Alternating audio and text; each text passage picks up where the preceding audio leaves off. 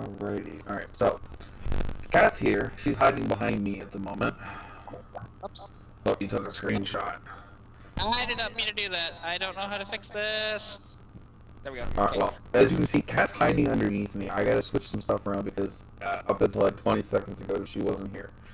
So, give me a hot second to move myself around. And what else would we put in? Put this back on. Okay. Although, Kat, you are oddly in the wrong position. Yeah, I can't have it landscape because it's too awkward to try and hold the phone like that. Okay, well then I will just have to hopefully adjust you. I mean, maybe. Hang on. I can try. If that works. Come on. That actually works beautifully on my end. I don't know if it works on your end. I can make it work. As long as the camera registers that you are sideways. Because right now you are, there we go. Oh, there we go. There we go. Perfect. Apparently you sound like an alien, Kat. No. He said you do. If you read Oh, that. I sound like an alien. Yes. Why do I sound like an alien? What microphone? Well, A, it should be using my regular cam mic. Let me see what it's using. Yeah, because I'm using this new Arctis 9 headset. So. Oh, and it keeps slipping. Damn phone. I'm crackling and funny sounding. Alright, well, that's probably because it's using the wrong mic. I gotta try to figure out what mic it's using. Yeah, and to be honest, I might sound a little better, too, than normal, just because it's a higher quality mic than normal.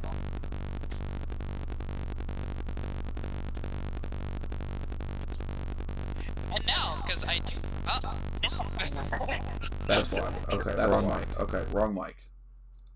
There we go. Now I should be fine.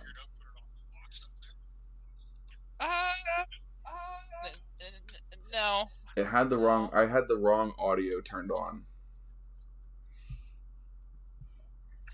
Like, maybe I can do that.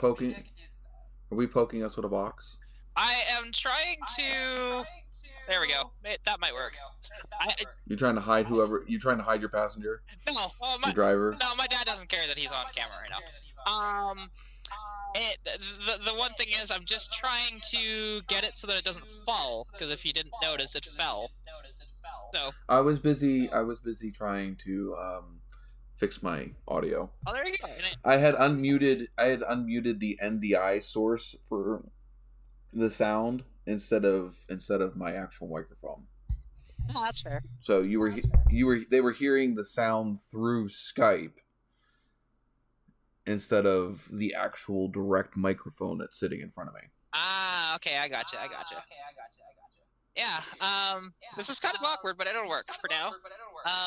It'll work for now. Yeah, so, like, right now, actually, as you can tell, yeah, like, this headset's awesome. Just got it today. It's an early birthday present along with a really cool mouse and a sweet-ass keyboard, from my dad.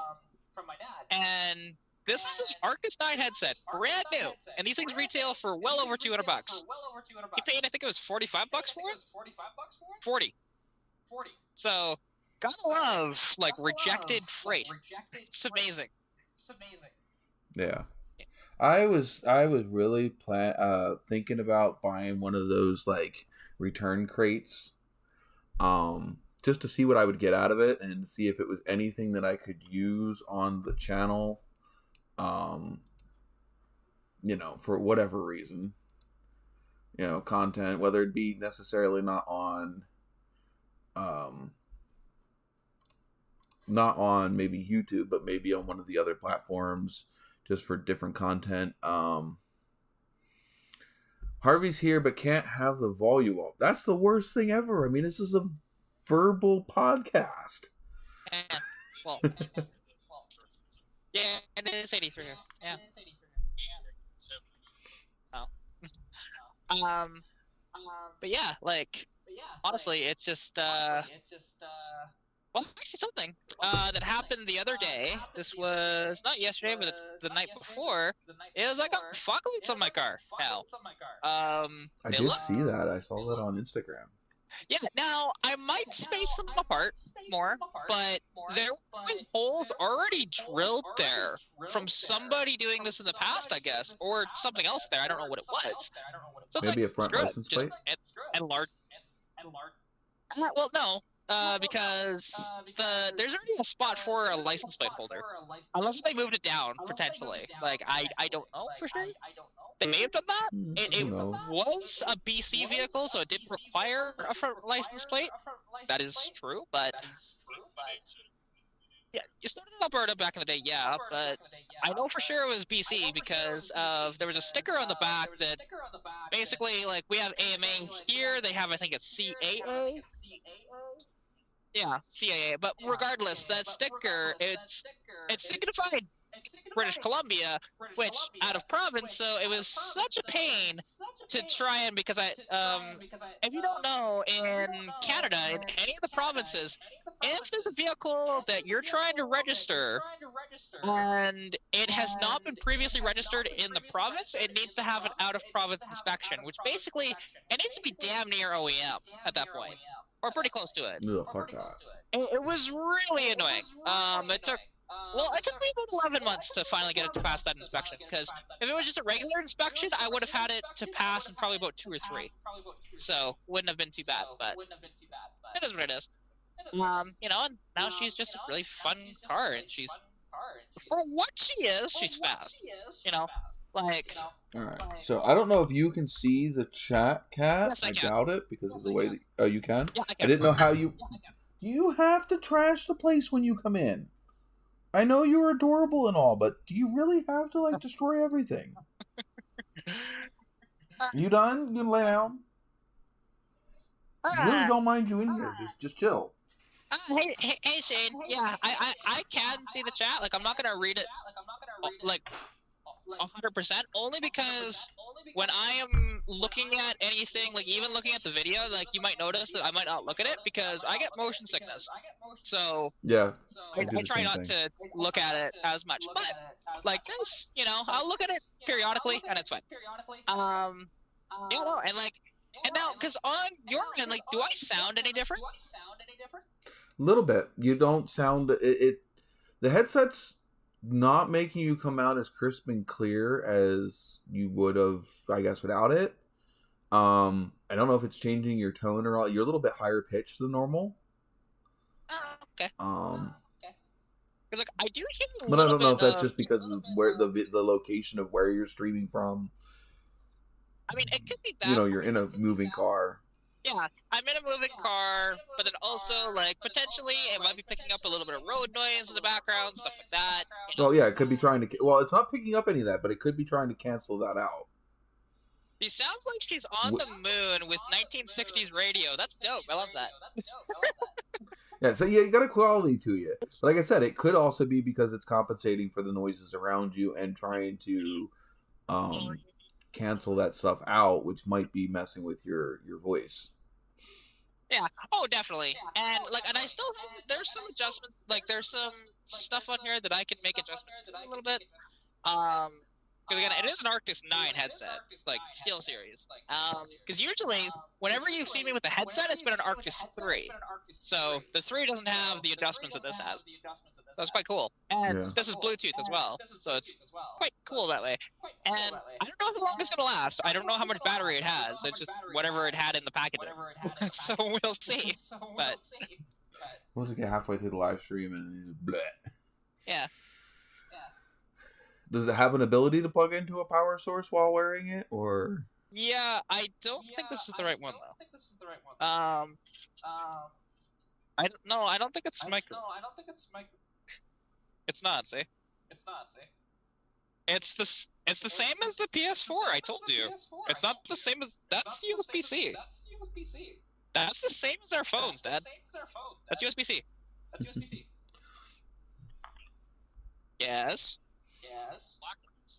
They're both. Called a modulation drop. It's when the noise is so much it drops the mic trigger to only pick up her voice. Yeah. Yeah. Um, That they're both the same. They're identical. Told you. though I can get a similar sound quality out of my videos if I have a lot of background noise that I'm trying to remove out of my videos when I'm editing. If I go too far, it can sound like what her mic is doing. Yeah, which you know what? Where it starts removing actual parts of my voice, not just the background noise. Well, I mean, hopefully it works out because I mean, yeah, I could do a different mic, which is going to sound actually technically worse with that mic. You don't sound bad. You were doable. Giggity. I would not say it is studio quality, but it is definitely better than just random phone mic. Yeah. Oh, for sure. Like this is like. Yes, that is Kat's dad. Yeah, that is my dad. You know, and I don't know why. Say hi, Dad. I don't know why the background's blurred. Yeah, it's just. I think it's either a setting that you have on, because I can do that too. I think change background, blurred background. Yeah, like I can't. And now I can have my background blurred, but I'm not. It's kind of like a green screen, but it blurs the background. Oh yeah, I know. I just when you're using it on phone, it's a little different. That's all. Compared to other thing. But yeah, no, it's. I don't know. Do I look better with the blurred background, or do I look better with the background in focus? I don't know. Oh. Because I could try. Let's just see. I'll try and muck around. Shane said hi. I'm guessing Shane says hi, Dad. Yeah, that's what I'm assuming. Yeah, it is most definitely a green screen blur. Yeah, let's see. How do I... Oh, there we go. Not that we really need to see everything going on in the back of your car. Yeah, no, it's just, it doesn't look as pleasant. It wasn't capturing you very well. You kept getting shoved into the blur. Yeah, there we go. Just make this... Look at that beautiful countryside. Yeah, this is the Alberta countryside. There we go. That should be better. So I don't get lost in the blur. Hey, my dad may take offense to that comment. He likes Magnum. And to be honest, like the Alex platforms, they're actually pretty good. You know, they do have their problems. Like, of course, every single Dodge made for a long time has always had electrical issues. This one does have a little bit of electrical issues at times. You know, it needs a bunch of work, to be honest. Like, it's worth the mileage. We've seen the rat's nest that's in those cars when it's removed from the car. Yeah, this one wouldn't be quite as bad as what you normally see, just because it's an 05 with a V6. It's not, say, a 2017 Hellcat. But yeah. And you know. Is that your Secret Service next to you? It's Secret Service, yeah. That totally. He's my bodyguard. He's got on the aviators, black jacket. Oh, yeah, it can work that way. But we'll just go with that. He's your special ops. Yeah, there we go. Perfect. Wait, would that be special pops? Hey, yeah, there you go. You're special pops, not special ops. But oh, that's funny. But yeah, no, it's honestly just pretty fun, like what's going on, and you know, like, and there's still stuff that's gonna happen in the future. Like I can't wait to get my car dynoed. Well, I would hope so. Otherwise, what's the point of the future? Right. But like, even just curious of like what kind of power my car makes, because it might even be more than I'm thinking in my head. Just because it feels like it's more, but it is light. Well, manual transmission will do that anyway. Yeah, but when I fixed, like, there was a vacuum issue that I fixed. Did an equilibrium of vacuum now, and also like just doing minor adjustments to the carb, the thing does not want to go slow, period. It wants to go pretty much full throttle. But the reason for that is because of where I'm drawing the vacuum for the vacuum advance on the distributor now. Instead of it being from the carburetor, it's actually from the distribution block on the front of the intake. So I don't have to use near as much throttle to get up to speed, and it feels faster, even though the timing is still negative 2 degrees timing. You know. Yeah, and I prefer. Yeah, I don't know. I mean, like the vacuum source is kind of important for it to be able to use the advance curve correctly, but Hey, it is a vehicle that does not make a ton of power, so it's fine. It's not. Okay. And when I, launch it and stuff like that, it still goes because it still has the mechanical, which I found out my mechanical advance is 22 degrees. So, like the total right now, because -2 plus 22, 20 degrees total timing at the moment. And I can bump that up, like, to be honest, especially if I put higher octane in it. I've had the thing as high as 18 degrees initial timing. So, and it liked it. It just idle was high. So, that's the only reason why I have it at -2 right now, which not that it's affected fuel economy. I thought it would, so I might just bump it back up, to be honest. But it has helped a little bit of cold starts, so figure out a happy medium. It's gonna figure it out. I don't know. My Nova was a little more finicky if it wasn't in the right spot.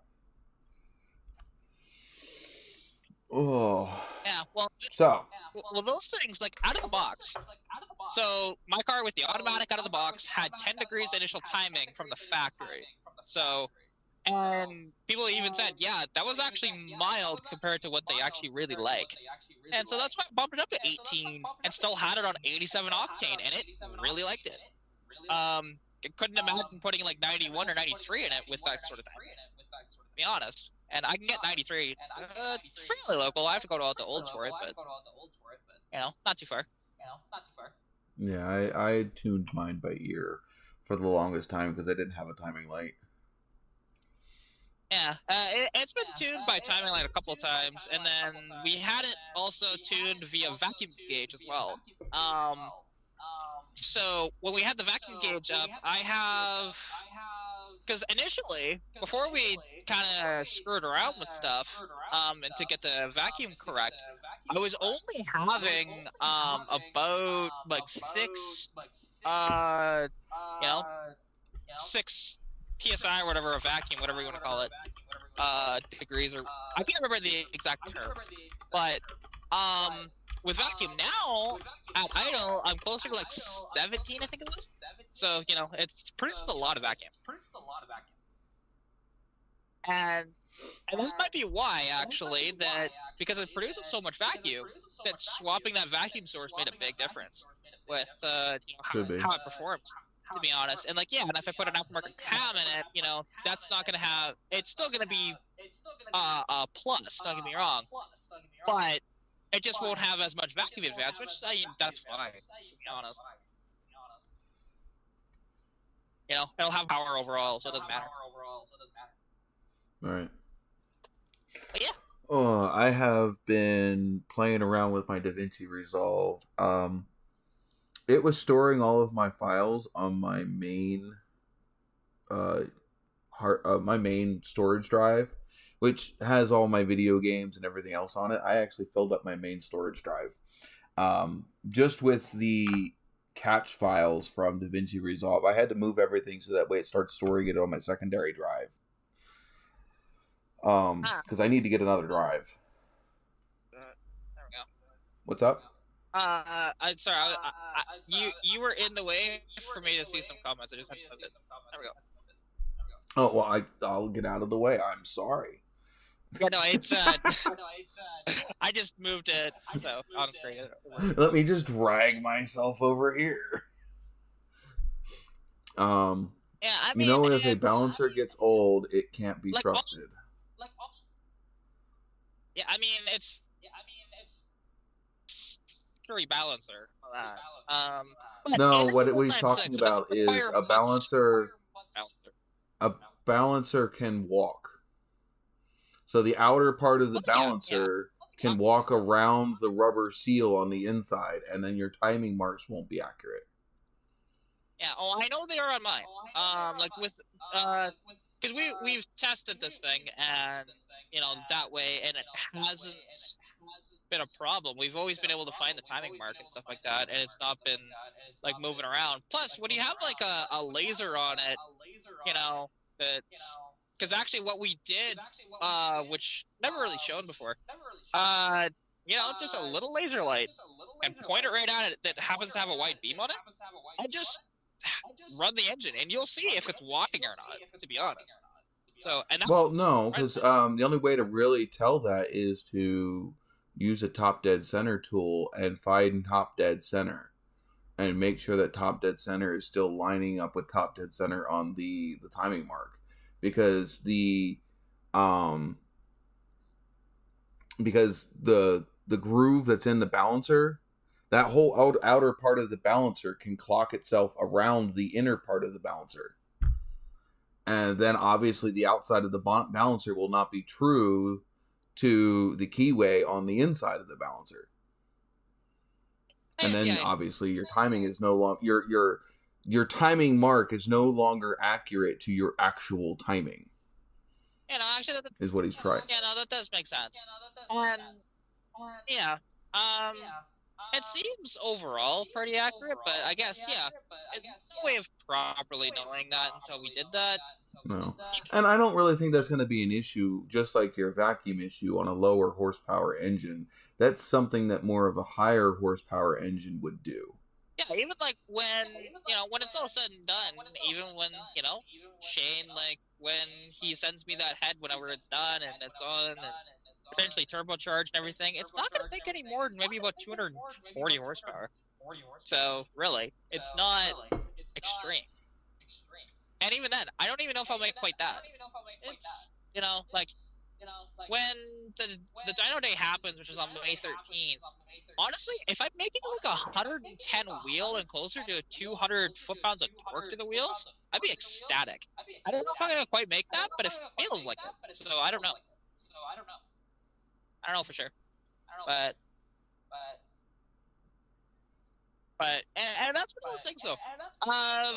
Like, even finding, that sort of thing, because it is 6, and I do wonder if they actually sell proper balancers for them or not, right?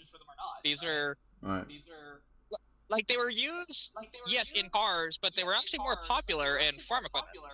You'll find a lot of swathers had 200 inland 6s, and even some vehicles that are like airport sort of vehicles had them back in the day, too. But for the most part, they were just an industrial style engine that they happen to put in cars. So that's all.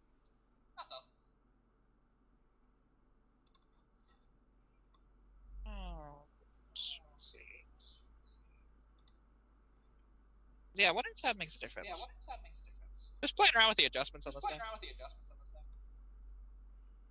Oh my.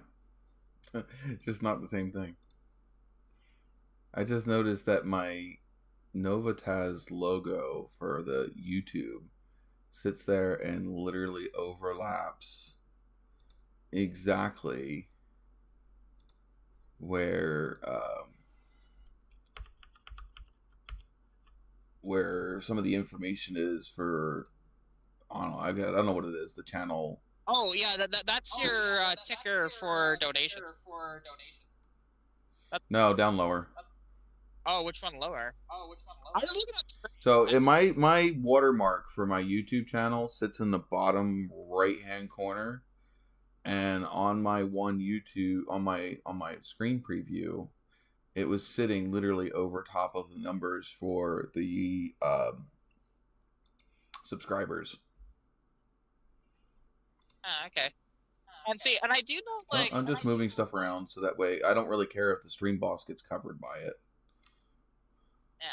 Well, see, like, and I know, like, so actually on my inline 6, because it's mostly internally balanced. Like, yes, there is an external balancer, but I don't know how much it actually does, to be honest. Just because it's an inline 6, they're inherently well balanced. overall, which is nice. It's not like a V8 where they're inherently unbalanced. And that's the beauty of inline sixes. That's why they're so smooth. Like, yeah, I don't get me wrong. I've come across V8s that are just as smooth as an inline six, but they have big ass balancers on them. So there's that. I think that looks much better.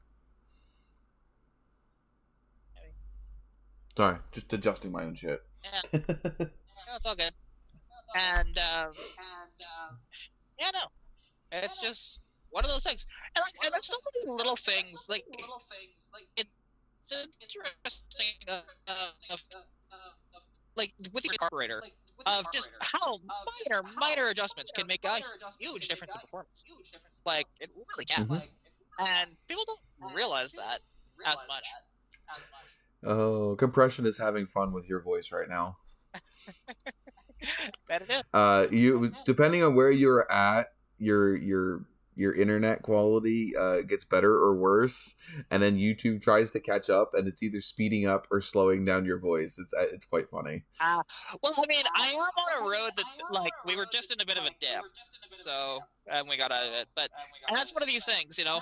By the time like I hit the highway between Sundry and Olds, like I will guarantee lose the straight. Guarantee it. Right. There's some bigger dips there, so. Shane says that he doesn't think he has the head the cam has been cleaning, and he hasn't seen it. Ah, damn. Okay, I'll see if I can find, because there are. I could probably find one. I just need time to figure it out. I don't think an inline six. Don't you eat that? That is a clip. You don't want to eat that. Actually, I know exactly where I could find one. To be honest, it's just. Yeah, I was gonna say an inline six Ford engine cannot be that hard to find.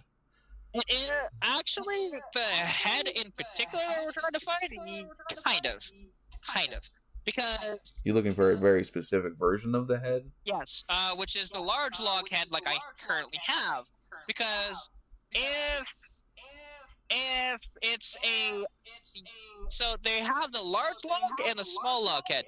Basically, the intake size grew, and also the valves are a little bigger in the large log head. So it flows better.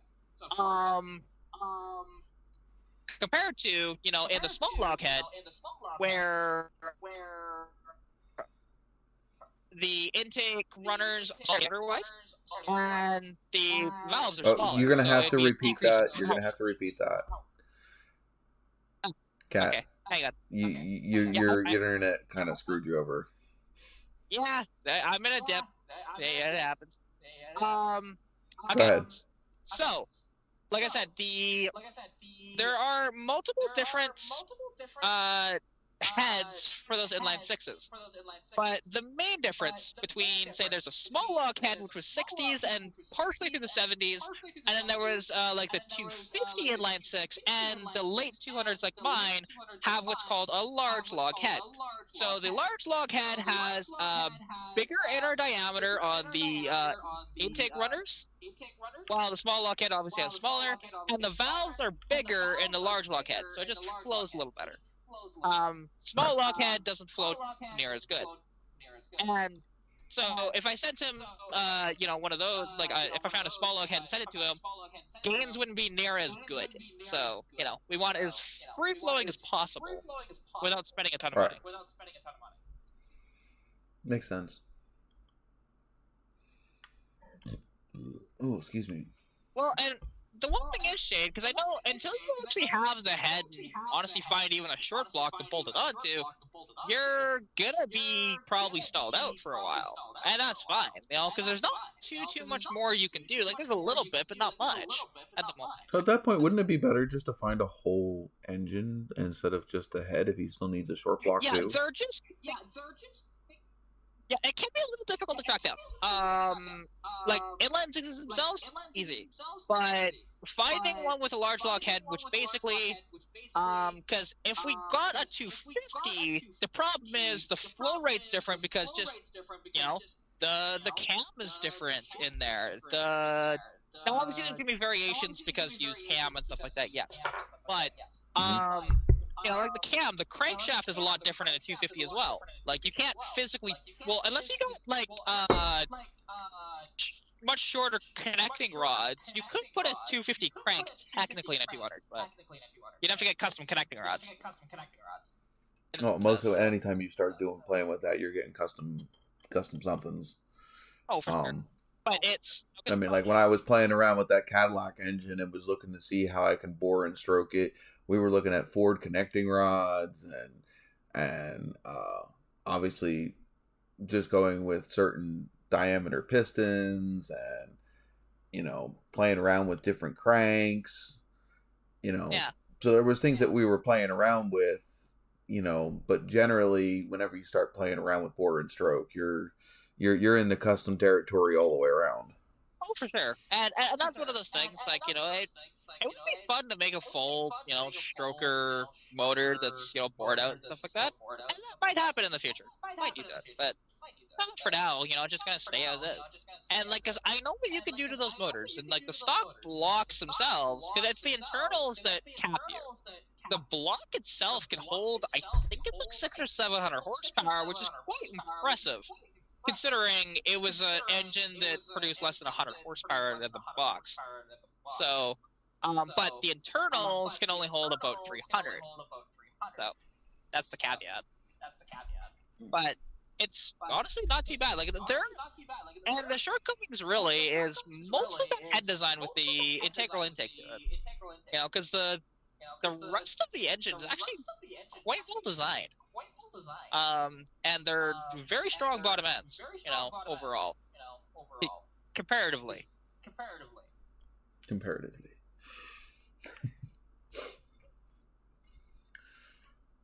He's just basically saying that his injectors aren't going to have an issue with the 200 to 250. It's might be some of the other issues that it might be a problem.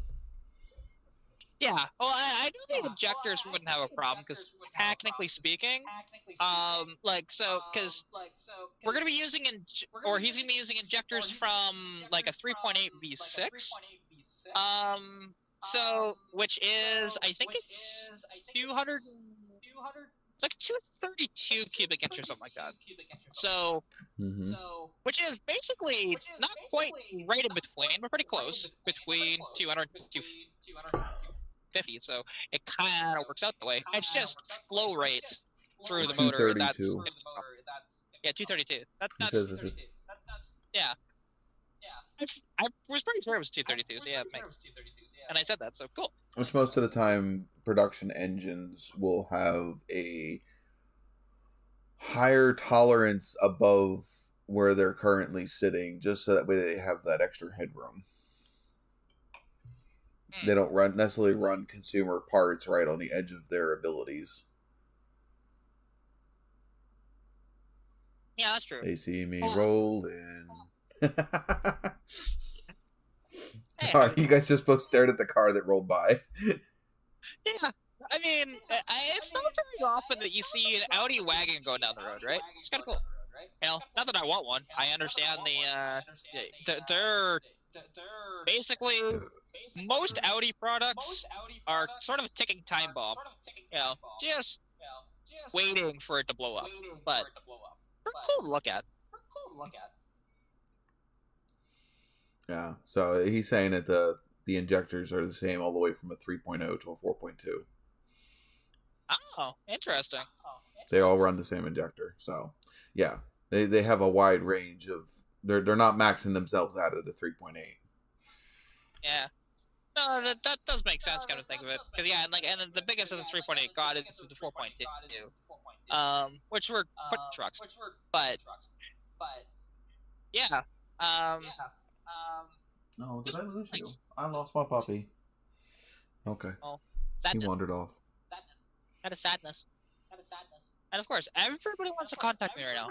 Just stop it. You also got to go see one of my favorite bands the other day. Oh, yeah, so... Did that just brain fart you? No, actually, you cut out of my end, that's all. Oh, I said you got to see one of my favorite bands the other day. Not the other day. That's not happening till May. Oh, I thought you said that. Okay. No, I bought. I thought you were going to go. Never mind. I misunderstood what you wrote the other day. Oh yeah, no, I bought the tickets. I didn't. It's not happening till May. So me and my dad will be going to see Disturbed, which I've seen before, and oh god, incredible band to see in person because they're also not different from studio at all. There's no difference. It's freaking awesome. So what you see here in studio is what you hear in real life. Which not as many bands can say the same thing. So it depends on whether or not they're using studio cuts of their albums to play during their concerts, or whether or not they're using their actual in-concert voices. Because they can't say that there hasn't been times where bands have used a studio cut of their song to play at a concert. Oh, that has happened too. But even still, though, there isn't a difference between the two. It's just obviously a little sound difference because instead of it being synthesized through speakers that way, it's live in person. Like it's still synthesized, but you know what I mean. Yeah. He says that as far as AFR goes, it will depend on the intake velocity and volume up to the head. Might use some 19 pH injectors and not something like the Super Coupe 3036s. Yeah. Oh yeah, that's true. Like we've talked about this a bit between me and him, and yeah, because the AFR is gonna be that's gonna be the challenge of figuring it out. To be honest, of just making sure, because it's one thing like not worried about it, going dead lean or anything like that, but it's just to the point of getting it to run efficiently.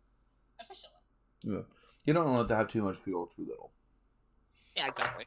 Because right now, it's perfect the way it is at the moment. But this sort of injector setup is just going to be a little better. It's R&D. It's R&D. Damn it. Yeah. Did you fall? Oh, we fell again. Yeah. Help! I've fallen and I can't get up. Oh, thanks, cat. Ow! I just pulled my own beard hair out with a stupid freaking alligator clip. And fidgeting. Yeah, there we go. Yeah, because we were going onto an off ramp, full circle. So yeah, it's gonna fall off then, no doubt. But yeah, no. Oh shoot! You know what I haven't done? We're 42 minutes in. I'm going to throw an ad in. Damn ads. Add in. I need to set my timer. All that wasted time. Okay. Set the timer.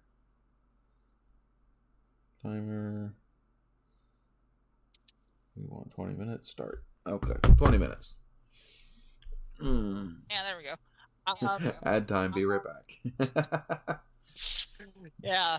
And it's just really fun with like how everything's going on, and plus now it's warm enough to where I'm not like bottoming out my differential trying to back it into where I normally go to, so that's nice because the ruts are gone. I have not gone out to the garage yet. In fact, I wanted to spend time on the computer to do the stuff. I just haven't had a chance to because being beat from work, and then I was trying to get this other video out, which my DaVinci Resolve was giving me issues, and I didn't understand why till I realized that its place to store its information was completely full. And so it kept locking up and freezing on me. Plus, I'm also going from using 1080p file size footage to working with 4K footage, and so it's a lot larger file sizes. Yeah. Which makes a big difference in the performance of DaVinci. Oh, for sure. And my computer. Yeah, it's just, upload or processing times are probably going to be about double, right? Or close to it anyways. Just because... Wait. Add time, be right back. Okay, back. Only 10, I disable it. You mean you disable the ad blocker? Or... Yeah, I think he just disabled the ad blocker just for you. Well, thank you. I feel special. Yeah, You're very special. That's great. Yingling. Yeah. Not bad, but compared to Steinerbach, Yingling is no longer my favorite. As far as those two. Yeah, I've been trying to I'm struggling with getting DaVinci Resolve to play nice with the fact that it didn't have any memory to store anything, and so it kept crashing and everything else. So I was planning on doing a lot of editing today, and Jess is like, "Well, there's this oddities and what was it, oddities and something fair out in Allentown, which is like an hour and a half away." She wakes up and the thing starts in like an hour from the time she gets up. It's an hour and a half away. So it's like, all right, get dressed, get everything out the door, let's go. And so we spent all day out in Allentown at that thing. So I haven't been able to edit anything today. And then like yesterday, what was I doing yesterday? Yesterday was Friday. What did I do Friday? I think I did tinker around with it Friday. But I also got these out of the paint stripper, aka Purple Power. Purple Power. God damn it. Oh, I just realized where that's going to suck. All right, hold on. I got to take off the blur background because this is going to be a pain in the butt to try to show anything with the blur background on. Where did I turn that off? Anyway, so I got these out of the paint stripper. I don't know how well that's going to show. Well, it actually showed out really well. Yeah, it actually focused on it. What a concept. So these are out of the paint stripper. It's showing you this one actually. And not this one. So these are out of the paint stripper. These are ready to get another coat of primer and then get sprayed. I cleaned up all of the other interior parts and got anything that needed to be stripped and cleaned up done. But we also had an issue with Jess's gem pendants. She puts her stones, like this one here, which is it going to focus on that one? Anyway, she puts them on these little things so she can hang them on the necklace. Oh yeah. So it's like this little she calls them bales, and it's probably just going to focus on my face. But and they're glued on because some of them she'll drill through, but most of these get drilled on. And the glue she was using, which was, what was it? It was B7000. She was using B7000, which held on pretty good, but she had issues where they were popping off the back of the bail. And so we went through and we were trying a bunch of different glues currently, and I've got Gorilla Glue Clear and I think it's E6000 is the other one. Yeah, E6000. And we're testing those to see which one's stronger and which one's going to hold up for her jewelry, because her stones on her earrings popped off. And she's got a couple pieces that were already sold and out to customers, and she's worried about the customers losing their stones off of their jewelry. Yeah, see, that's a problem. That's a problem. Yeah. Well, I mean, but at least she's going to warranty if it happens, they send it back to her, she fixes it and sends it back out. That's why we're doing testing to see which one has a better hold. Yeah, I don't know if that's the smart idea. Shane says he's going to be getting a real 56 F100 out of the barn soon. Cool. Same glue as what Kat uses to keep her staying together. Is that how you're attaching all these parts with some E6000? Totally, except for like on. Though I would suggest on your car that you use PC7 instead of E6000. PC7 is a harder cure and will bond much better than E6000. Well, see, the only thing that's ever come off of my car, it's my shift ball, right? And that's the reason. Your balls dropped? Well, because when it was when the swap meet happened. Well, JB Weld sucks. I hate JB Weld. I mean, everybody loves JB Weld sucks. Well, no, okay, JB Weld can be just fine if it's done properly. The problem is, this wasn't done to. It is not good for the application you tried to use it for. Yeah, well, no, see, actually, it would have been, it'll be just fine, because the thing is that happened, because, okay, think about it. Well, doggo's back. If you think about a shift ball, right, it usually, for points of contact with the sort of threads inside the shift ball, it will have four, like all the way around it, and then plus the top, right, for points of contact. Well, the problem was because we didn't drill out the old one, we just glued, JB welded on to the bottom. It was only one point of contact instead of all the way around it. So yeah, you should have drilled it out, stuffed the whole hole with JB Weld. Though I don't know how well JB Weld would hold threads. Yeah, it should be fine, to be honest. I don't think it would be a problem. I would have used, considering is that a ceramic shift ball? No, it's plastic, so it shouldn't. All right, then I would either have used resin, filled the hole in with resin, drilled it out, and threaded it, or found a metal threaded bung and resin cast and filled the hole with resin and pressed that threaded bung in there. And that way the bung is actually holding the threads, the resin is just holding the bung in place. Yeah. But yeah, no, I would not. JB Weld is too soft. Well, I mean, to hold threads. It should be okay once it has all the points of contact. It's just, and that's one of the things that we didn't get done. So I'm just borrowing the shifter that I had before when I first did the swap on the car. So it's just a stock style, shifter ball thing on it, which is fine. It works just fine. Like, ergonomically, it's better than the hers. I will fully agree with that. But the hers white ball just looks better. So, there's that. I guess. But, yeah, so I'm just using that currently.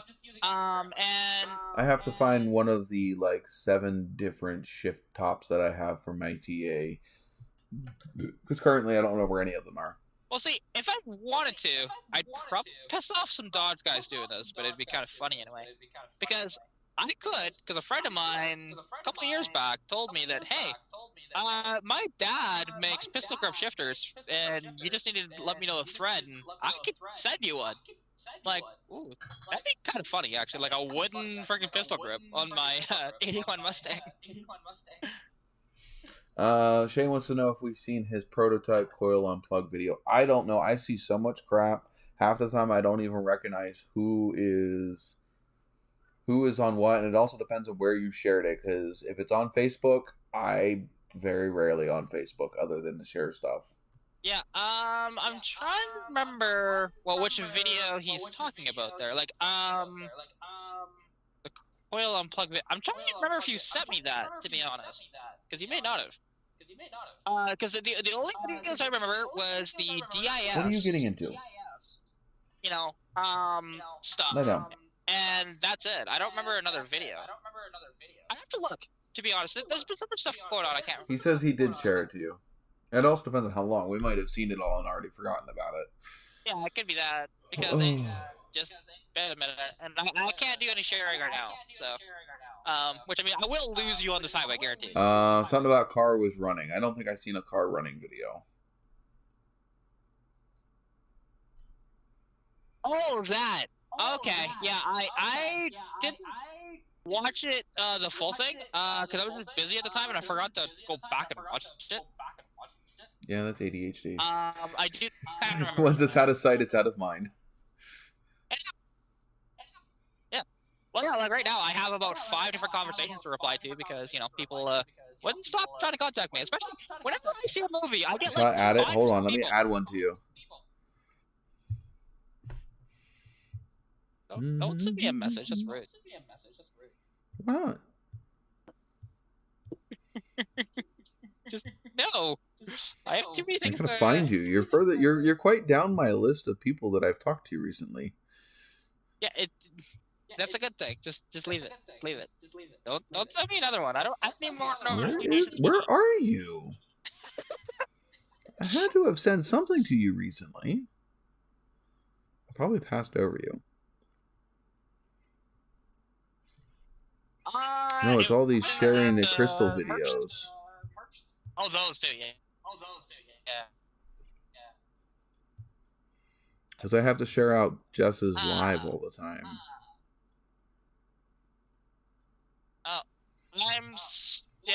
Mike's starting to get a little choppy. Just because of my Your mic is mine. No, it's on my end. It's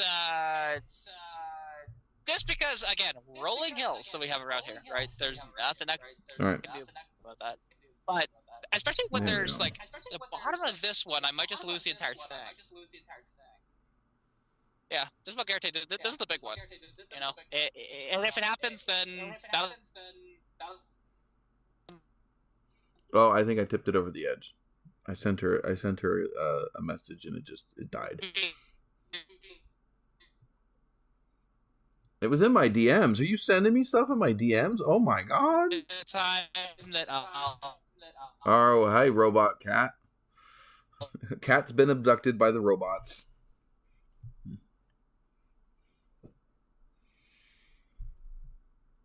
I will have to see.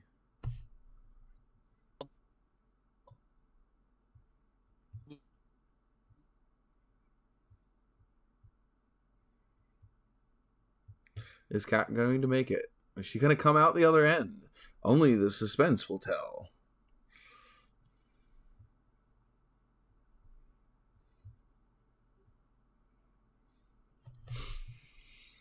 I will have to look for it later, Shane, if you remind... Oh, never mind. He just sent it. Well, I can't watch it during the live either. Yeah, you did not send me that one before.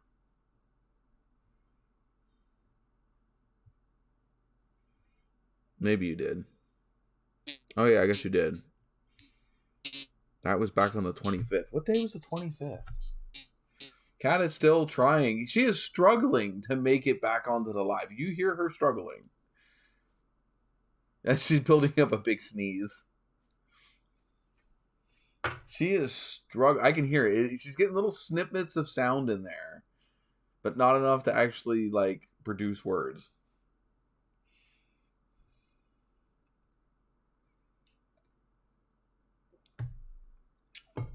All right, 1 million points to whoever can guess what I was drinking. I already mentioned it, so this should be an easy 1 million points. First person that I see in chat to mention it gets 1 million points.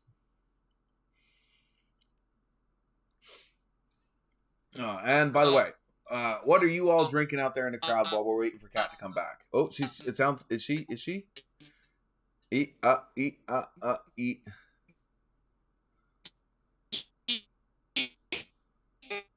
I can't check it out on live. No, it'll screw shit up. Because I don't have the sound on my phone. And if I turn the sound on my phone, I'll hear a bunch of other stuff. Wrong and wrong. Live wire Mountain Dew for me. Hey, that's good. We have that at work. I prefer Code Red, though. Actually, I prefer Whiteout, but they no longer sell Whiteout. There it goes. Oh, no, you're back. And you're gone. She's back and gone. She's there she goes, and I heard that, and then it disappeared. All right, let me play around with my things back here, and we'll put me back here until she comes back. We'll get rid of this one and this one. There we go. Oh, no, am I? Oh, no. I need to come back. Start call. There we go.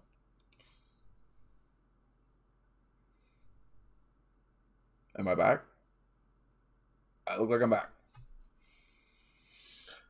Alrighty. I like the whiteout. Whiteout no longer exists. They got rid of that. Pitch black is pretty good too. I do not know how long it will let me sit in here without somebody else in here, so I might have to come back a few times. I gotta get rid of the border.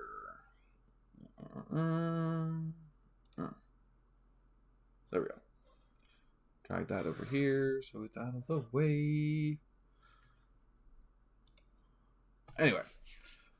So, while we wait for Kat to come back, hopefully I realize when Kat comes back, we'll do some channel updates, and we'll talk about whatever you guys want to in the chat. Alright, so hopefully my voice is not too bad off of what I'm actually saying, and I'm pretty well synced up. It might be a little weird. I don't know. So, as far as the scale model that I was building, which is down here, we are technically really no different than where we were the other day.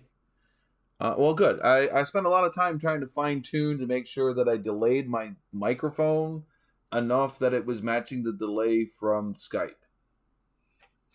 So that way you guys would get less of an echo. So, like I said, I have not done much with the model except for clean up all of the interior parts and remove the paint off of the wheels and the rear bumper. I still have not found a front bumper, so if anybody's got a front bumper for a Ford FD100, that would be awesome. I might have to message somebody in the group chat, in one of the model groups, and see if I can get somebody to send me one.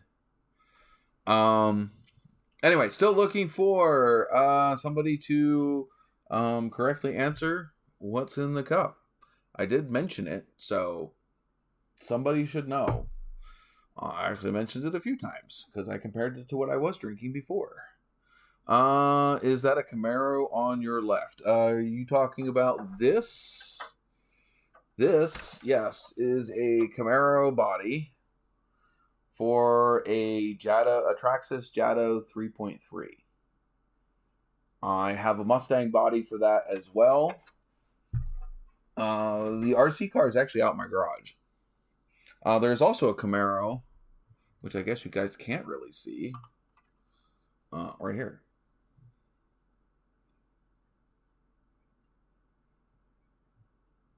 So, both dusty as hell. There is a Trans Am sitting up here. This is actually older than I am. This is actually from... I do believe I saw a...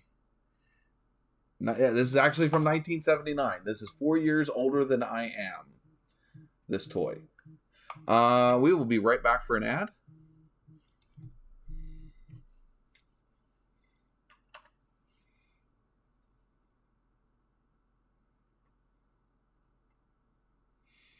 Hopefully you guys are back. I think I counted to 15.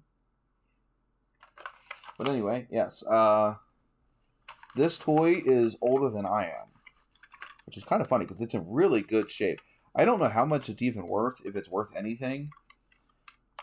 But, I mean, even the sticker on it is still in really good shape. If it'll focus. I think the very center of the sticker is worn off. I bet you if I went over this with a little bit of a buffing wheel, that plastic would clean up really nice. But yeah, for a toy from 1979, it's one of those pull string toys. Yeah, I don't know. It's pretty cool. It does some tricks, but I don't play with it. It just sits here. But for a toy older than I am, that's pretty cool. Yeah.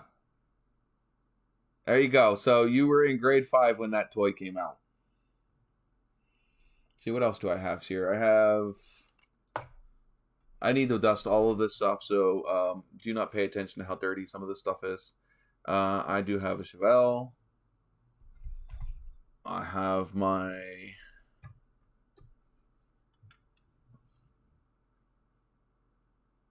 '71 Mustang? I think it's a 71. Yeah, 71. I have another 71. This one's more of a stock. What the hell was that? Oh, something exploded. I have my other 71 Mustang.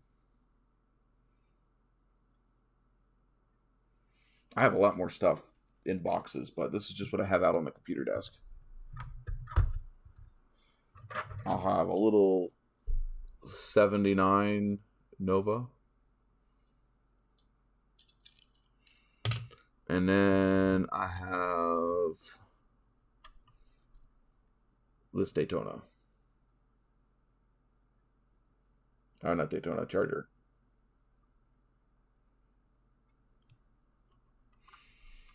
That is what I have up on the desk.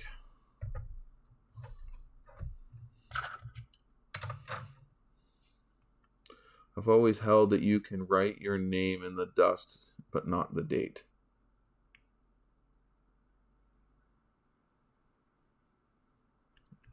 I know, I have to clean all my stuff. It's just, this house gets really dusty really quickly. Oh, I forgot. I also have my little Dale Earnhardt bear.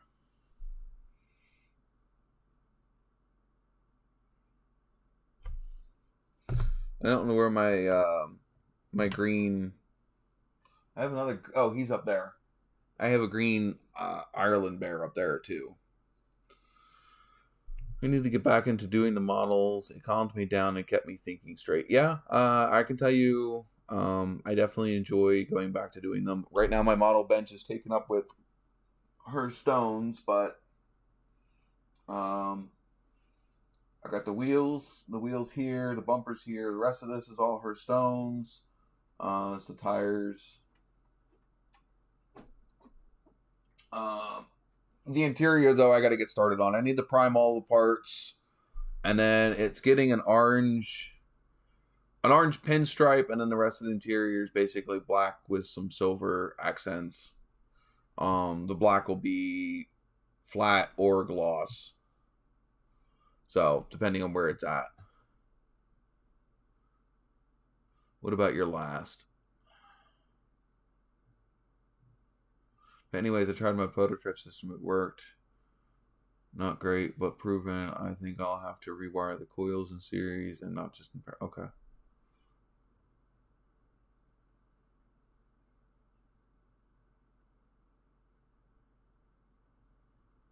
I don't understand what my last goes to. Unless I did already say it. I don't know. I still have to get back to doing all of this wiring stuff that I have slanting here too.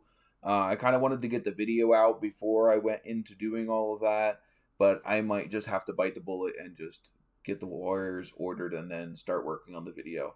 I'll do a little bit of the video editing tomorrow. If I get a decent chunk done, then I'll jump on the wiring. But if I'm chugging at it and I'm not getting very far, I might just stop. Get the wire stuff sorted out and ordered. That way those parts can start coming in. Because I really need to get this car up and running. Because I need to get those other 2 cars home. Because they're costing me way too much money.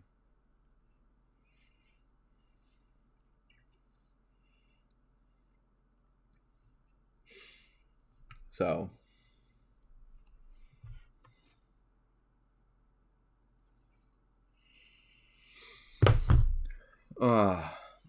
Anywho, don't think I have anything new updated on that. I do plan on going down and checking on the Novas here in the next couple of weeks. Would be really nice to be able to know that I'm going down there to get ready to bring them home. My last means a comment wasn't responded to up on the chat list. Oh, okay. I was getting to it. I did read it. How's the Dodge running? The truck? I do have an evap code that just popped up. I haven't tracked down what it's for yet. So, other than that, curious to how it does once it starts warming up outside and whether or not it's the holding temperature and not getting too hot. Other than that, it's running fine. I still got to finish putting the exhaust on and put the underguards back up so I can go get it inspected. And I still got to tear apart the HVAC box and get the temperature control board working. Flap working, and figure out if I can figure out why it wasn't blowing hot air during the winter. So that's about where I'm at. I don't know. It could be a couple things. I know I want to replace the one hose that's in the passenger side for the heater because it does have a splice in the middle of it with I guess it's got a piece of pipe in there, and maybe that's restricting the flow and not letting the heater core get full flow. I need to get Mom's truck inspected, but the shop we go to is out of stickers. Oh, that sucks. I'm not going to mention how out of date my truck is because I don't feel like jinxing it. Let's just say it kind of needed an inspection before I put the transmission in it.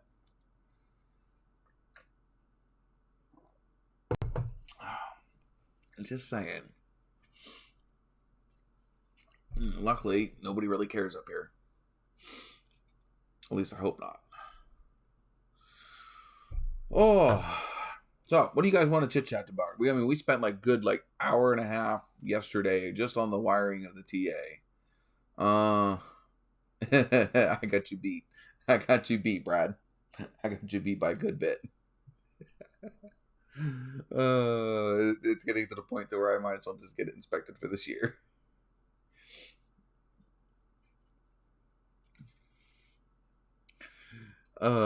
Anywho's. Inspections are only at the request of the insurance company. We have how many people? Oh, we have 4 people in here and only 4 likes. Okay. We had a good show. We had almost 6 people in here at some points. Well, I have 4 likes. I'm sad. I have a sad. But how do you get it inspected when working on all the time and most shops aren't open? Yeah, that's exactly my issue. That is exactly my issue. Anytime that I have the ability to go get the truck inspected, it's the only vehicle that we have at the house. Jess is normally working Fridays, which is normally the only day that I can go get it inspected. Though she just did recently start changing her job, so her schedule's changed a little bit. Drop it off and leave a note. But see, I gotta have a way home, Harvey. That's the problem. I have to set up the inspection, and I have to have a way home, and I have to have a way to go pick it up. And a lot of the times I need the vehicle. I can't get back and forth to work with no vehicle.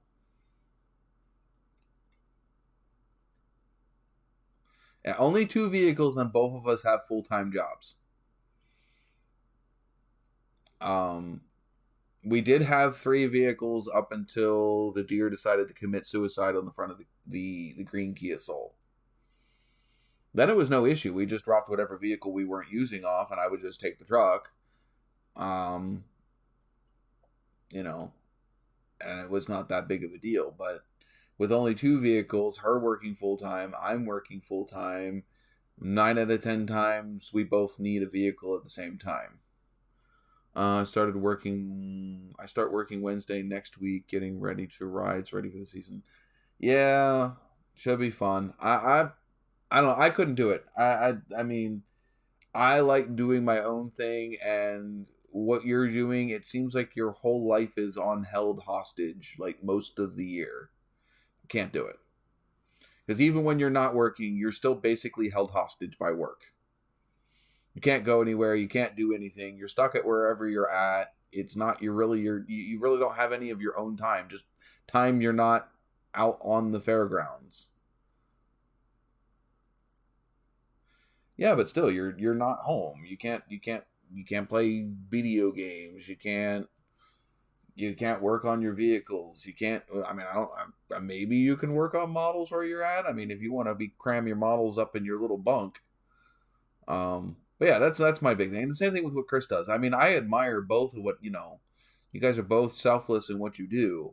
Just I like having my own time.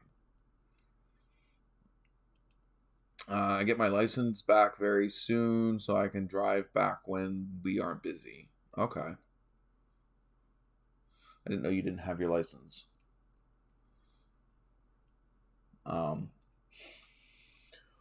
But yeah, I just, even with what Chris does, when he's not working, he's not working. He's not on the clock, but it's not, he can't technically go do whatever he wants. He's kind of stuck where he's at, because he's not home. Oh shoot. Yeah, that's a long time to not have it. I don't know what I would do if I didn't have my license.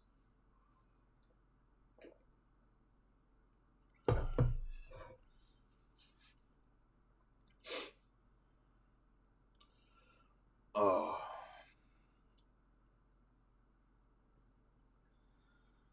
Yeah, and like I said, by all means, I respect what Chris does. I couldn't do it myself. My ADHD would kick my ass. I would be bored out of my mind. In case anybody's wondering, I have a dog again. He has decided to come back and curl up on my feet.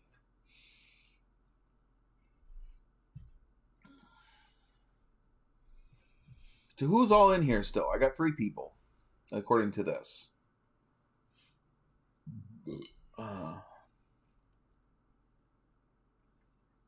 I'm guessing Harvey, Brad, and Shane. Because that's who I'm seeing. You know who I haven't seen in a while? Has anybody seen Pilot or heard from Pilot? I'm going to have to ask Chris if he's heard from Pilot recently. I'm going to try to get my CDL this winter so I have it for next year. Yeah, that'd be a good idea. I am actually going to message Chris right now.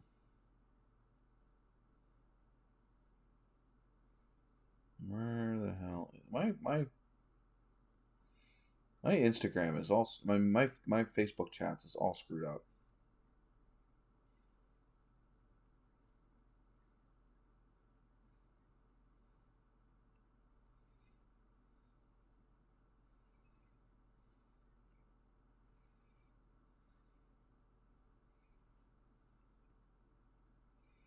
I'm messaging Chris right now.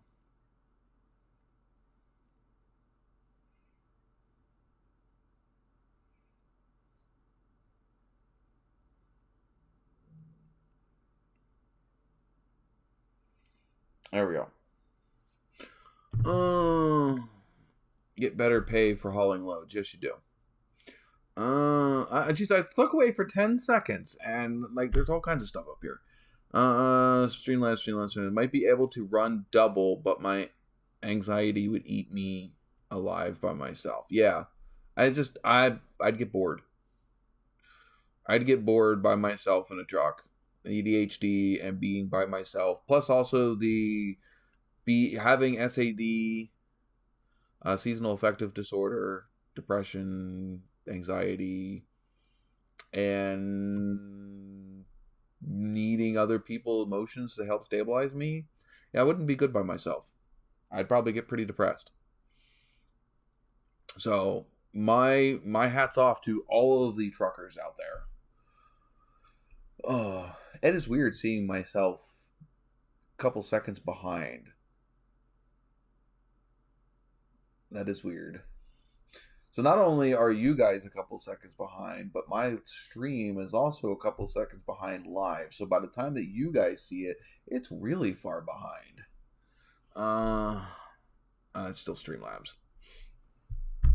I don't think anybody guessed what I was drinking today. Should I give one more chance? Oh, and that's 1,000,000 points. I mean, somebody's got to win 1,000,000 points. I'm not giving you any hints. Here's your hint. Here's what I'm drinking.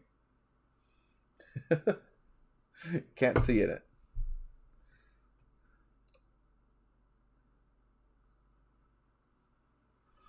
Last week was Bach. Yeah, last week was Bach. I'm not drinking that this week. I am out of Bach. I am also out of Angry Orchard. I had my last can of Angry Orchard right at the beginning of live. So I am not currently drinking that. I am down to last resort. There's your clue. Brad says, I'm still thinking it's out of a bottle. Well, that doesn't help very much.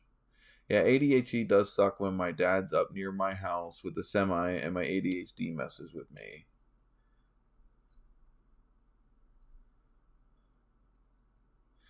I'm not quite sure how that would mess with you, but I am not going to discredit you or say that you're whatever.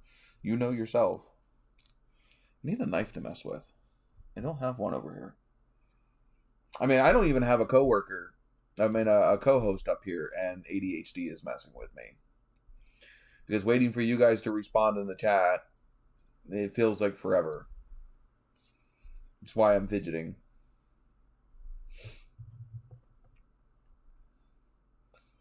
I mean, I wish I could. I mean, there's stuff that I could do on my computer right now, but I can't do anything on my computer right now because of the fact that I'm running the live. Kat, you're fine. We expected you to lose connection. I'm sure when you're ready, when you're able to come back, you will. Because I want to drive the semi and I can't, so my ADHD kicks in trying to figure out what to do to keep my hands busy. Yeah, build a model. There you go. Done. I got tons of stuff. I can draw. I can work on my model. I can work on stuff for Jess. I got several shirts I could do, but see, the problem is then I start thinking of all this stuff I can do, and then I don't do any of it. I'll just literally freaking what do they call that? It's I don't even know. Brain, hello. Kind of like psych yourself out morally, just cause myself to demotivate because I'll have all this stuff that I want to do and all this stuff that needs to get done, and then I won't do any of it. Because I'll just sit there and worry about the stuff that I want to get done and never actually do it. I worked in a camp of 8,000 people near Fort McCurney. I was the only person doing my job. Oh, I guess that sucks. Then again, maybe you're the only person that was supposed to be doing your job. Man, nobody else should be doing your job for you.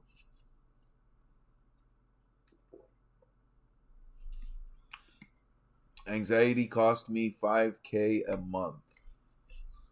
Yeah, that sucks.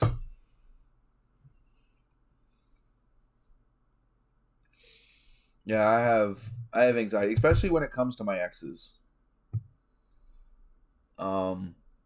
Dealing with my exes can instantly put me into an anxiety attack. Don't know why. Maybe it's because they were not the most pleasant people to be in a relationship with. And especially after it broke up, the hell that I went through definitely can cause you some issues. What's buzzing? Oh. It is time for an ad. Alright, we'll be right back after this ad.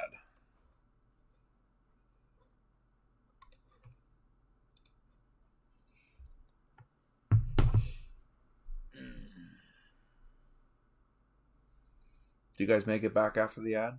Did you make it through it? Were you able to break on through to the other side? Alright, I'll shut up. Actually, I can't shut up. I'm the only co-host. I wouldn't be a co-host, and I am the host. I can't shut up, because if I shut up, then you guys have nothing to listen to. Anywho's, what's and where's. What would you guys like to discuss today? Something that has to do with the channel, something that's been going on in the news,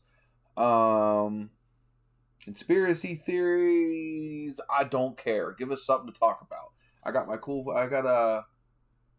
Can you guys see it?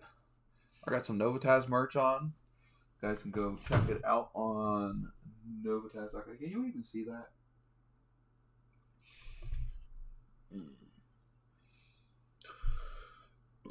He maintained the generators that kept the camp having electricity. Well, yeah, that's a big job.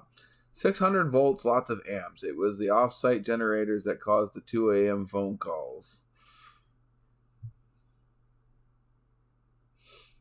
By the way, Brad, I'm still waiting to hear back from your dad about whether or not he has something to pick. I might message him later and see if he wants to just let you pick first. Because then after that, it's Big E.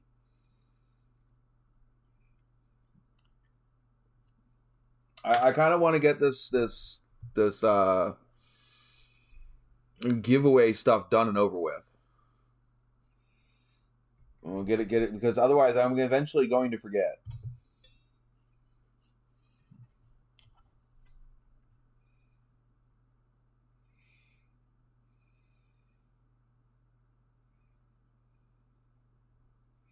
Don't know what your dad's doing.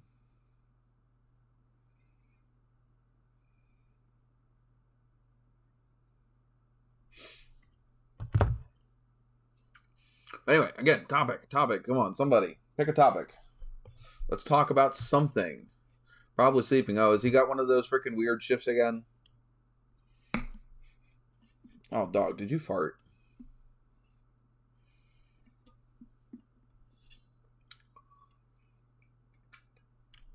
Oh, yeah, he did. Oh, God. Dog, thanks. You're literally right underneath my nose. Oh. Oh. I'm being gassed out by my own dog.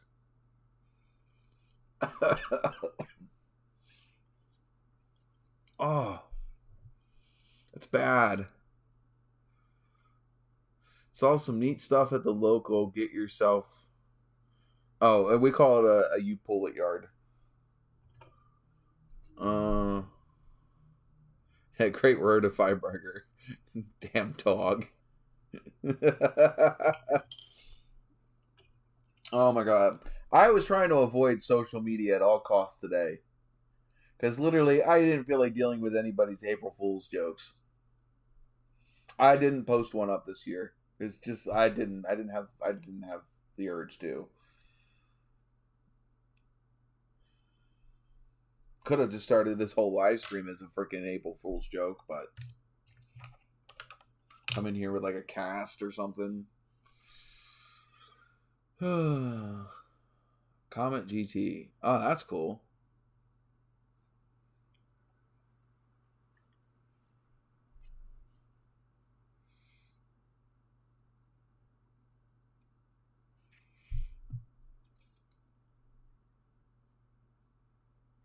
I don't know.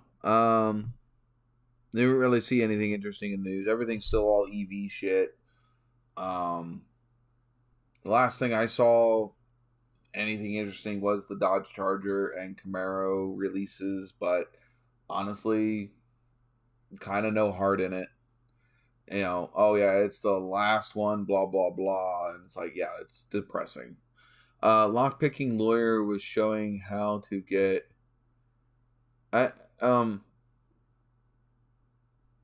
okay. Not well, I guess Bradley gets 1,000,000 points. He's the first person to guess it. Yes, I have a Yingling. How do I get it to not have the glare on it and still show the label? There we go. Yingling.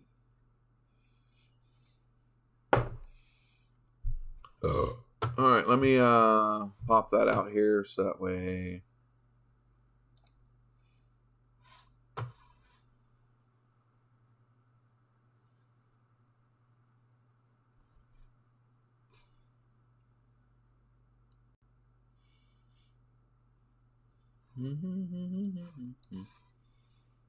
Cloudbot.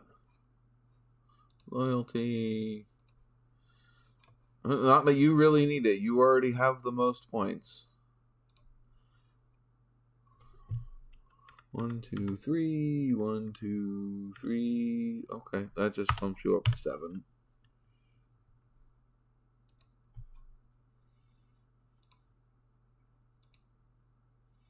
You are like 3 million points ahead of second place. I would say so. You're borderline on being not appropriate for the live. But, I mean, I guess, obviously, whatever he was saying is appropriate for YouTube, so. Yeah, I guess. They're going to be able to catch up to you if you can't make the live streams.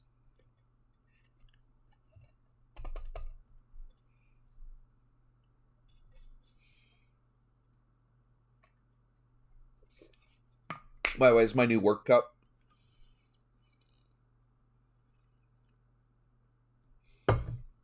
And I'm not sure if you've ever seen it, but this is kind of the stuff that... Well, this isn't the stuff I do at work, but this is the stuff my machine I work on at work can do. Though, the backside of it, you can tell that machine was not dialed in very well. Normally, we don't have that much slag on the backside. It's a nice cup. I have another one that just says Great Dane and it's blue.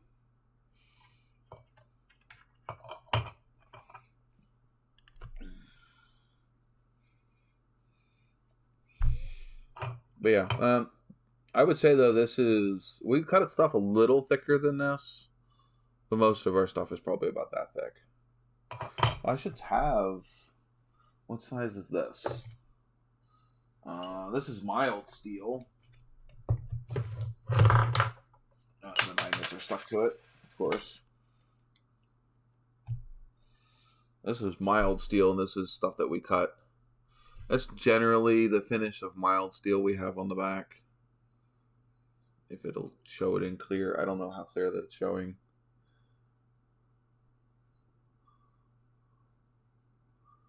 But yeah, this is mild steel. This actually weighs a pretty good bit. I don't even know how thick this is. Here, give me a second. I'll tell you how thick it is.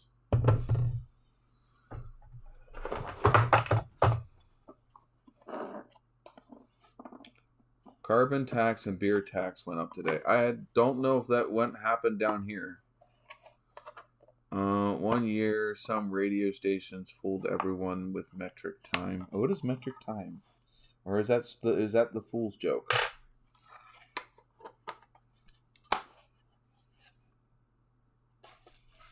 That there is no such thing as metric time. We find a spot that doesn't have a whole lot of slag. Really isn't one. Right here.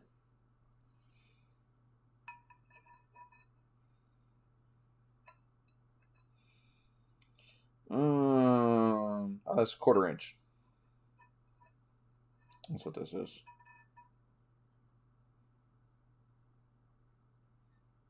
Maybe. It's around 1/4 inch.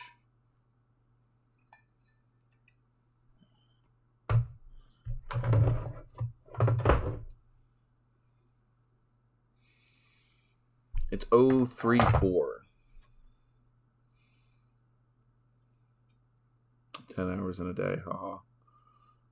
Be cool to take circles like that you have and turn them into coasters with your logo. Yes, I was working on doing that. There is Gear Driven Designs has a laser engraver, and I have a crap ton. And I mean a crap ton. Hold on. Oh, I knocked that over.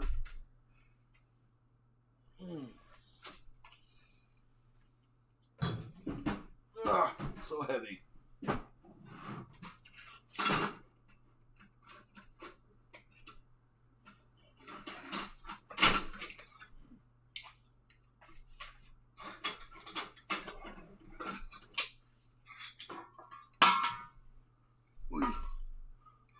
Coming back. I have a crap ton, and I can get so many of these. These are literally dropouts from cutting parts. So these are scrap. At my work, they're considered scrap. These are stainless steel. And these ones are... How big are these ones? Oh, here it is. think these are 3/8.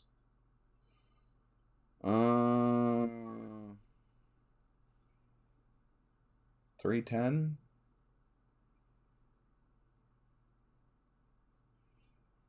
3100 or 31 to yeah, let's see.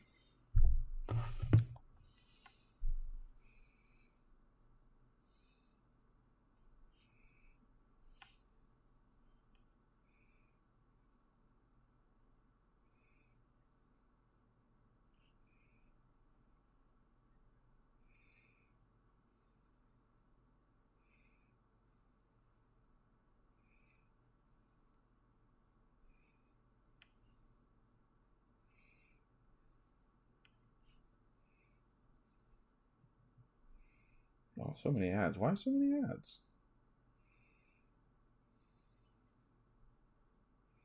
What is the closest fraction to that?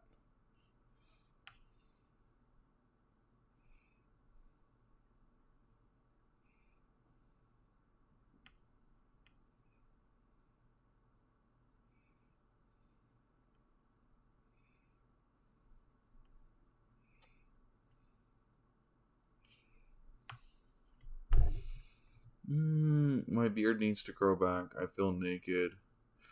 Like I had when you were shaved it to work in Florida, and it's taking it sweet. Mine grows back within like 2-3 months. It is scary.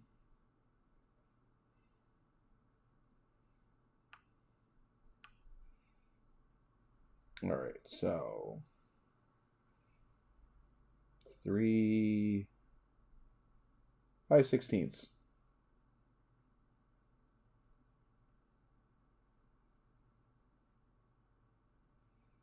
So yeah, this one's 5/16. These stainless blanks are 5/16, and these mild steel blanks are, I think these are 1/4 inch. Nope, they're not.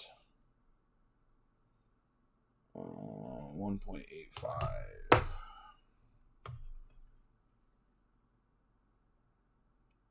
They're 3/16.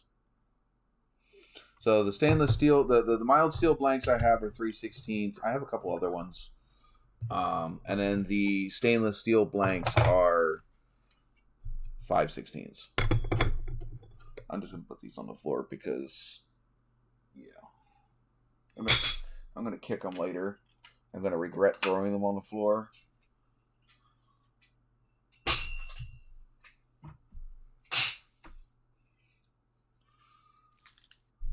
Is that a cat back? Yeah. Oh, where is? Hang on, I need to do something really quick with this because I gotta adjust some stuff on screen. Are you getting back offline? No, I'm coming back here. I'm trying to shoot. Because I want to change the backgrounds. Now we're gonna engrave them or cut your logo into them. Yeah, I was going to do those. Kick who put those there and remembered he. Oh yeah, I did. Why isn't my sound through my headset? I just got to figure this out. Yeah, I know. You sound quite crystal clear though. That's good. That's good to hear. Did your Bluetooth die? No. No. It's like the mic is coming through the headset. It's just for some reason the sound settings. It's the sound through the speakers on the computer, which I don't want. I know computers have a hard time with that sometimes. There we go. Let's just take a look here. Audio, video. We should not have a serious echo. Oh, there might be an echo right now because again, it's going through my speakers. Oh no! Do you know what it might be? Oh, hang on, no, I've got it here. There we go. Fixed it. There, try that. Okay, I don't know if we have an echo, but I need to switch where the stuff is at because right now I am over top of everybody. Okay, or not. What the hell is going on? Why can't I hear see that? Oh. There we go. Okay, now I fixed it. And take that off. Oh, no. Why am I so big now? Speaker view. Does that help? No, that did not help. Why am I getting a better signal now? Right, let me shrink myself back down to where I fit where I'm supposed to. There we go. Wow, it's amazing the DPI of this mouse. I love it. I don't know, but now I need to switch where my camera's at because apparently I'm all switched around. Alright, let's play around with camera settings here for a hot second. Zoom back out a little bit. I'm gonna pan me so I'm back in the center of the screen. There we go. I have cool new stuff. Cool new stuff. Yes. Hang on. I'm going to show. Here we were talking about me for a change. I mean, what the fuck? Yes. I'm teasing. Oh, wait, hold on. I don't even know if I can hold mine up to the camera. Yeah. Mine is right now doing. Mine is doing the Knight Rider. Oh, that's cool. cool. Do I need to go? I can see it. You can see it, but I have my camera. But then, you know what? Fuck it. I'm just gonna zoom out. I have all of the zoom. I don't know why I'm not using it. Boom. There we go. I can't. So yeah, mine is doing the Knight Rider. Oh, yes. That's cool. Well, then also I have the mouse that lights up too. What brand of mouse is that? It's a SteelSeries Apex 3. I have a glorious Model O. This thing literally weighs almost nothing. Oh, this thing, it's 58 grams. That's it. I think that's about similar. Yeah, I do wonder if we have very similar mice that way, because it looks almost the same. Yeah. And the glorious Model O was out, I think, first though. So, because Bradley actually asked if there's an update on my Vrook. Yeah, I sold it. I'm not sure if he was asking about your truck or my truck. Well, he said Vrook. So, and. Oh, on the Vrook. Yeah, Vrook. That's for me. Okay, yeah. See, that's a sell different it. question. It should be gone sometime this week. Coming up. So, I think he said Tuesday, Wednesday, Thursday works best for him. So he'll just let me know, and we'll make it work from there. I love. Holy crap! It's just the DPI of this mouse is so nice. Yeah, mine's cool because I can change the settings. I probably could have this one too. I haven't read the instruction manual. Mine is the center button right. The center button right below the mouse wheel is my DPI, but it also is what changes color. But this color is what I have set for matching the rest of the computer. Oh, okay, cool. Yeah, that's cool that I can change the color like that by pressing that button.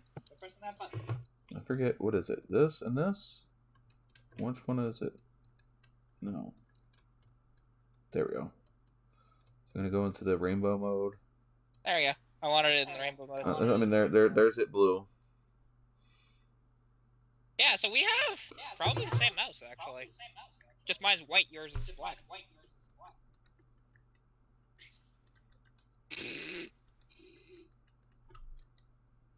Okay, here's the. Yeah, we have the same mouse. Not sure if you can see that. That's neat. No, I doubt this is the same mouse. This is. It looks has the same sort of connection up front, has the same sort of design, has the same button up here. It just might be yours might be an older version of what this is. I don't know. Is yours a glorious? This is a SteelSeries. So. Yeah, that's made by. Forget who makes that. By the way, we are going to insert a commercial break. Boo, commercials. Boo. I have like all of these windows open from clicking my mouse buttons. Surprised I didn't accidentally end the live stream. Yeah, and I'll just my calculator's open. see how this everything. Goes. There we go. Oh, that's. Well, that's gonna take me a bit to get used to that keyboard, but that's cool.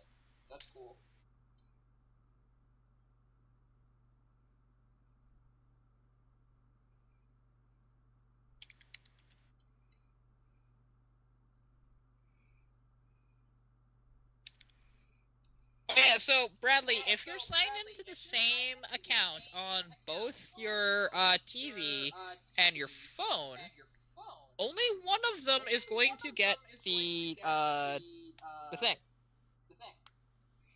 What'd you say? You have the Aerox? Is an Aerox? No, it's SteelSeries Apex 3. I think we call that an Aerox 3 here in the U.S. Maybe. Because I don't see an Apex one.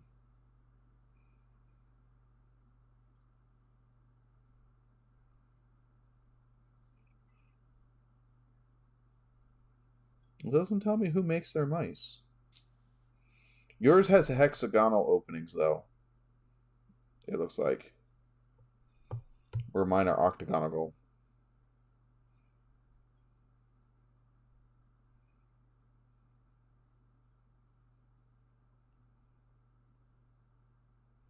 But it doesn't tell me who makes them.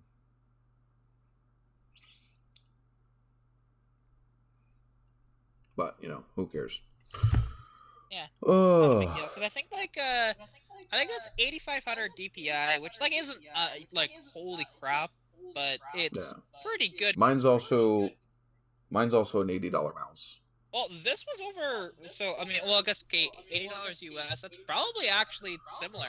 This would have been, I think it was $100, I think, Canadian. So, but didn't pay that for it. But yeah, no. I can tell you how much it is. Sure, go for it. They are $48 mice here in the U.S. Wow, they really shaft you on that. Holy crap! Or they shaft us. That's one. Well, actually, yeah, the Aerox 5, which if yours is you I guess it's Apex up there, but down here it's AEROX. It actually does say Aerox 3 on the box as well. Yeah, yours are $48. The Aerox 5 is $80. Oh, okay.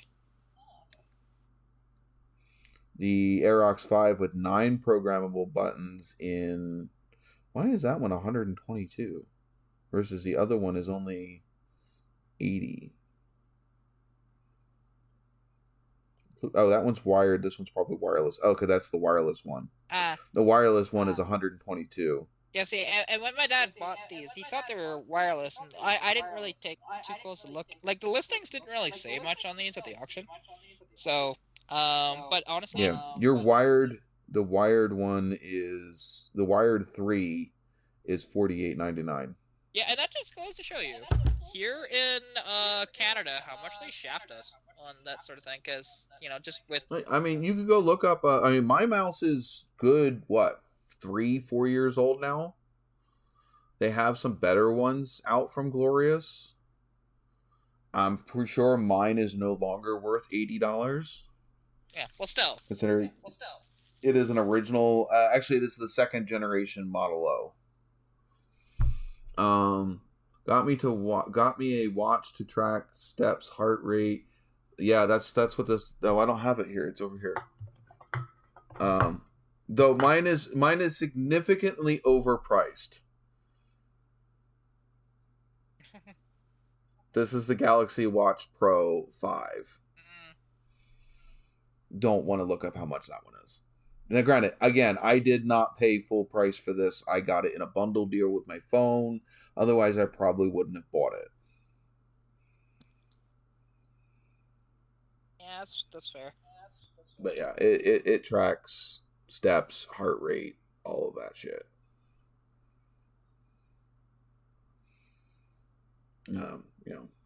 Last time my pulse always runs high. Always has. It tracks my sleep, whether I'm snoring, what my pulse ox is. Yeah, that's a bit more than mine. Mine's simple, but mine, interestingly enough. This is a smartphone and a watch. Oh yeah, I know. Because mine. This is comparable to what Doesn't iPhone have a watch similar to this? Yeah, I think it's called literally the iWatch. Yeah, I forget which series. I think they have a newer series that came out with their 14. And then on top of that, you got I don't even know where I put those. My earbuds. Which I got the earbuds with it. Which are the Galaxy Buds 2 Pro. My sleep tells me how long in deep sleep, late night, wake up. Yep, it does the same thing. Yeah, see, like mine. Which watch did you get, Brad? Well, see, with my little cheap one that I have around here, it'll tell me heart rate. It won't tell me oxygen levels. It will tell me, how long I slept for, which that is the sleep though on that one is inaccurate, to be honest. And it will actually tell me my blood pressure. So, which the blood pressure one is the important as well as heart rate when I do use it. But I typically only use it when it's hotter out. Shane. We're up to 5 likes. Yay. Yeah, my screen says 6. Yours always says more. And even when I look at if I go back and I go look at last week's live, it still says 1 less than what you told me it was at. That's so weird. I wonder why it does that. Yeah, if I were to go back to the live from last week, we had a total of 5 likes last week. 5 last week, 4 the week before, 6 on episode 8. We had 9 likes on episode 7. We had 14 likes on episode 5. Where did the 14 come from? And 11 on episode 4. Maybe we're just sucking recently. Possibly. We just suck. Possibly. What the hell did you just do? You just came out nice and crisp and clear. I didn't do anything. Yeah, no, I think it's when you look down, you talk and you look down, it was nice and clear. Oh, that's interesting. Yeah, I wonder why. GRV smartwatch. Who makes that? Like I said, mine's a Galaxy. GRV, I mean, I've heard of that, but I have not. Again, not saying it does not exist. I just have not heard of it. Do I have the boxes for mine? I thought I did. I might have thrown them somewhere. Because they were over here. I don't know what I did with the boxes. I might have thrown them over there.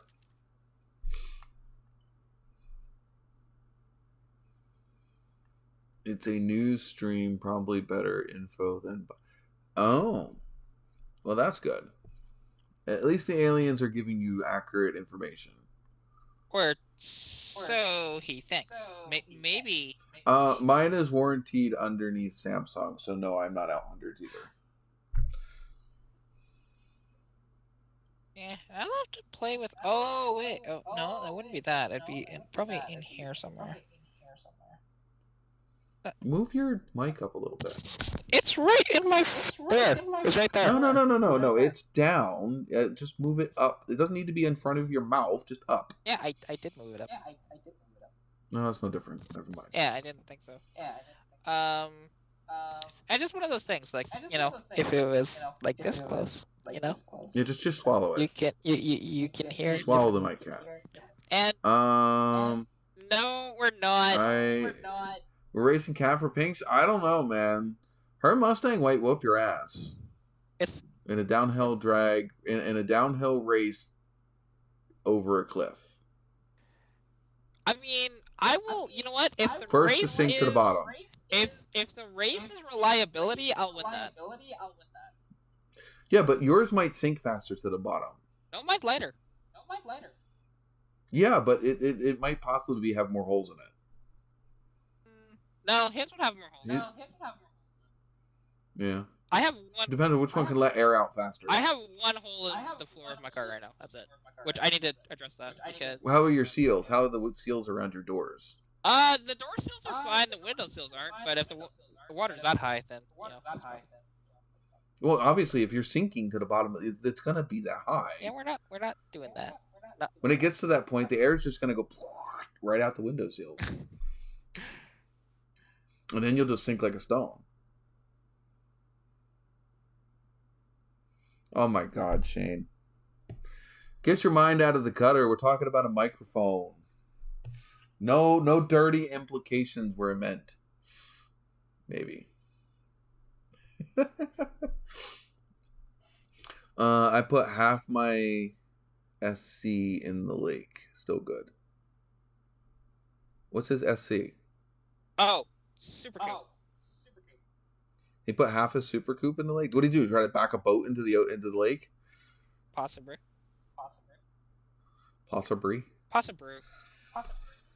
Oh, I might need to get another beer. Yeah. This thing, it's interesting because compared to when's the next? Oh no, I did not set another. I don't think I set another. Oh no, yes we do. No, I did not. Oh, we're screwed. I didn't set another ad timer. It's great. Now, actually, have you noticed that make a difference or not? Mm-hmm. Okay, cool. Slight, but you gotta remember, we don't have very many people in here. If we had 20, 30 people in here, it would make a bigger difference. Oh, for sure. You know, I just asked, just because. Yeah, actually, it does make a difference, especially even when we have a little bit. I'll actually get a penny off of this. It's only 4 views. Rovo Logistics, huh? I'm curious as to how well it works. I mean, this was a couple $100. Yours was probably nowhere near that. Granted, I have all of Galaxy's wearables apps I can put on it, but it was a cool thing I did back in to depress the ladies. I would back down or pull down into the water at the lake, lay on the hood with the music going. Oh my god! That's too funny. Did all the fish float up around you while you did that?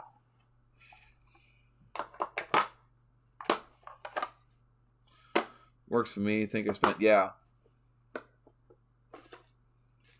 Hey man, granted, if I didn't have mine in a payment plan and bundled with my phone and the earbuds, I probably would not have paid that price for it. I could have gotten a freaking nice Rolex for that price. I was gonna say, well, how much are those now? Go look it up. Well, I don't know, which one you have. I have the Galaxy Watch 5 Pro. Watch 5 Pro. You're not buying a Rolex for that price, I'll tell you that. How much is it for you in Canada? They're between $500 to $700. How much is a Rolex? I can't believe they'd be much more than that. Oh, Rolexes, dude, they're like 10 grand. Really? Yeah. Can't be that some much. Some of them are. There are other ones that aren't. A standard Rolex. I'm not talking the high end. I mean, does Rolex have anything under $1,000? No, exactly. My dad just shook his head no. I'm looking. Yeah, a lot of Rolexes are quite pricey. There you go. I'm on Rolex's website. Let's go look at their. I can't believe we devolved into this now. Okay, maybe, yeah. Okay, never mind. Not a Rolex. Okay, we'll go with a different watch brand. Yeah, maybe like a Breitling. Maybe. Those can be. I didn't realize they were that fucking. Why the fuck would they be that fucking much? Never mind. I won't be buying a Rolex anytime soon. You can. You know what? I could buy a nice Trans Am for that price. You know what's funny about Rolex? Because back in the day, Rolex wasn't an expensive watch company at all. In fact, they were some of the cheaper ones out there, but they were one of the more accurate watches. So during because they came out, I think it was in 1908, and just back then, most people had a Rolex. In the military, they gave you, the watch they gave you was a Rolex. And now they've just evolved into this just super plush, It's fucking like Nike. Yeah, kind of, yeah, actually. It's just a brand at this point. It is. It's a recognized brand, so people pay more for it. There is a company out there that would let you build your own watch. I wanted to do that. Oh, see, that's cool. There was it's like a kit. You pick your whatever this piece, and they would send it to you in pieces, and you literally would have to assemble the whole watch, all the clockworks, everything. I just wanted to do it because ADHD and tinkering. Yeah, I don't know. I get this. I watch there's fucking too many word watches, but on YouTube there's a channel that I've mentioned here a few times called Inheritance Machining. His grandfather got given to him by this dude's dad. So the son of the grandfather bought his dad a wooden watch kit, like a grandfather clock, but it was just all of the gears and everything literally just hung on the wall. And it was a kit that it was given, and his grandfather, he bought it so that way that the grandfather could put it together, have something to do, tinker with, whatever. And they never got it working right, and it ended up being put away in pieces or whatever. So the grandson, who now runs the Inheritance Machining channel, pulled it out, and in his last episode figured out what was wrong with it, fixed it, and got it working. It's been 40 years since this clock was built. Well, was purchased, and he finally got it going, and I think that's kind of cool. It's a wooden clockwork. See if I can find a picture of it real quick and throw it up there. Do I have him on Instagram? I think I do. And only Shane would know that weird piece of trivia. He said, "Did you know the use of the word bucks was from the 1700s, as hunters would sell a buck hide for $1?" Yeah, I read that. I didn't know that, though. Yeah, that's the first time I've heard of it. Inheritance Machining. There it is. There you go. Here's a picture of the clockwork. A picture of the clockwork. You see, like, clocks inherently look so complicated. It's only a couple gears. Only a couple? Yeah. Yeah, only a couple. There's still a few there. Well, it's kind of like, One, two, like, even with three. A watch, because, like, watches themselves can have so many, and There's like seven gears in that. that's a lot. Like, yes, there's some. That's not for me. I mean, but I did not follow him on Instagram. Now I do. But yeah, his channel is called Inheritance Machining. No.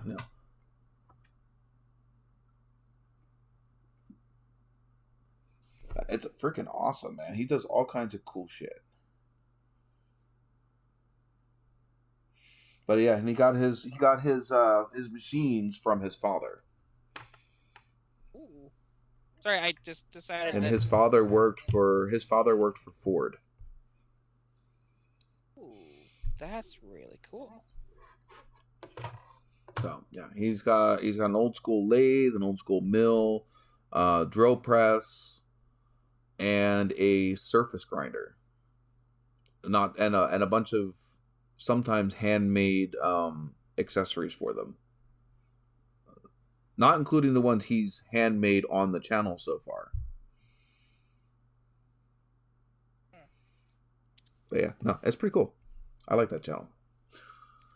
I mean, you're actually going to try to catch up, Kat? Well, yeah, I mean, I have been kind of trying. Just, past couple of weeks, I haven't really been able to do it. Excuse me. Did you see where Brad is at? Because he answered the what's in the cup question correctly, and I haven't asked another question. No, I mean, it's fine. I already won, Ooh, we're going to throw in an old favorite. First person to guess it. So this might be an arms race to who can type it fastest in the chat. What was my first car?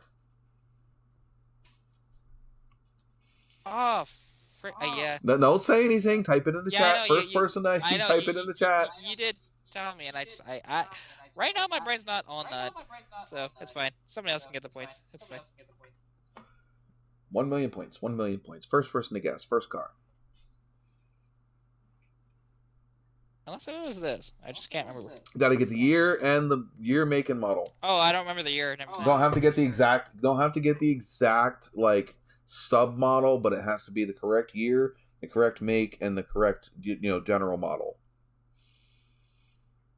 Shane, you said I can't catch you. You're not even in the top 10. Cat's at least fourth. Though there is a steep curve to get to first from fourth. Yes, there is. Year, make, and model. You got to have all three. Yeah, I don't remember the year you had. I know what it was, but I'm not gonna say it. Always throw a guess in. Horse you could be is wrong. Oh, let's. What did he trade those for? Ooh, that's cool trade. Hello. Who traded what? What for what? Ooh, so okay. Both of them kind of salvageable both, but more or less parts cars right now because they're just very disassembled. One doesn't have an engine in it. The other one does. Basket cases. 1953 and 1954. One's a Dodge Crusader. The other one's a Plymouth Cambridge sedans. Both. So basically the same car, just Dodge and Plymouth. The Plymouth has the better body on it. The Dodge has all the trim inside of it. So, that's the whole thing there. And the Dodge, I believe, has the motor in it, while the Plymouth doesn't, I think. But... So you use the Plymouth body to make a Dodge? I mean, you could. We got a guess of the 93 Ford Taurus. There can't be that many people in here right now. There's 4 people in here. Yeah, I don't remember the year you had, but I know it wasn't that. I know the car. Just can't remember the year. But the vehicle that he traded those two for is I don't even know what this is, to be honest. And I can't do like a shared screen thing. It's a hunk of thing. metal. I have to like hold my phone up. Yeah, no, just on the share screen. That looks like a. I think it's maybe an international. Oh, did I? Okay, no, I didn't. Yeah, I don't know. Is it either that or maybe that's not a Chevy. No, it's a Ford truck. It's a truck. It's a ruck. Yeah, it's definitely a truck. Rust. It's I think probably. It's kind of cool looking. It's so wait, is that what he's getting, or is that what he's getting rid of? Getting for those two cars. Getting that. Oh, there you go. And is that Shane or? No, this is where I sell all those cars and stuff like that. Where my ruck is currently stored. There. Okay. And now, is that the only guess? Am I gonna eat those points? I'm gonna eat those points, aren't I? Throw your guess in, Kat. That way, I just at least nobody else has guessed. Hang on. I got Brad, who's wrong. So the worst you could do is also be wrong. I know this is the car. Just I don't think this is the correct year. Brad says it looks like an international. You're wrong. Car, though, I believe. I can't say why, but you're wrong. Yeah. Both you and Brad are both wrong. Yeah, okay. In different ways. Yeah, I know why that. But I can't remember the year. But so we got what? Shane here still, and possibly Harvey. Just throw a guess out there. Said the worst you could do is be wrong and not get anything. The pick is not my first car. Yeah, no. But do show the pick again. Yeah, I can show it. Because I think, yeah. Turn your phone landscape. It's then we can see it better. They were sent in portrait, so it's not gonna be good. But if you zoom in and it's in landscape, it's still gonna look like a nicer picture. No. I just tried that. No, it was not. Okay. Just when a photo is taken in portrait, and then you try to go landscape, it just makes it weird. So, anyways, there it is. Once it pops up, because it's a few second delay. Yeah, I think it is an old international. I want to say it's maybe like a 53 or so. You guys know your trucks better than I do. Oh! What's the SID? It's a Dodge. There you go. It's an old Dodge truck. Cool. Brad, you can't guess again.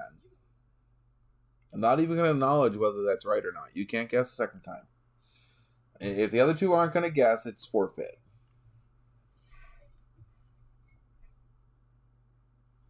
I got how rude.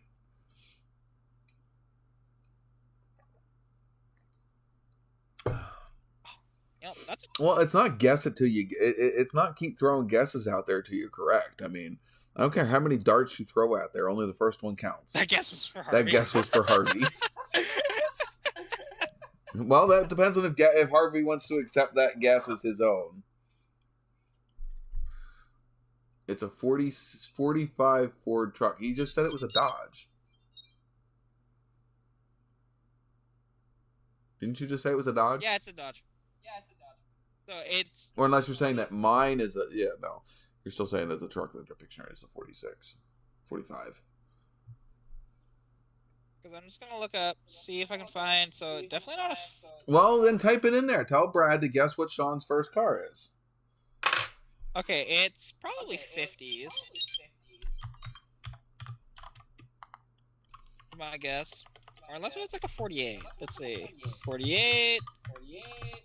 Actually, yeah, it's about a 48 or so. That thing is badass.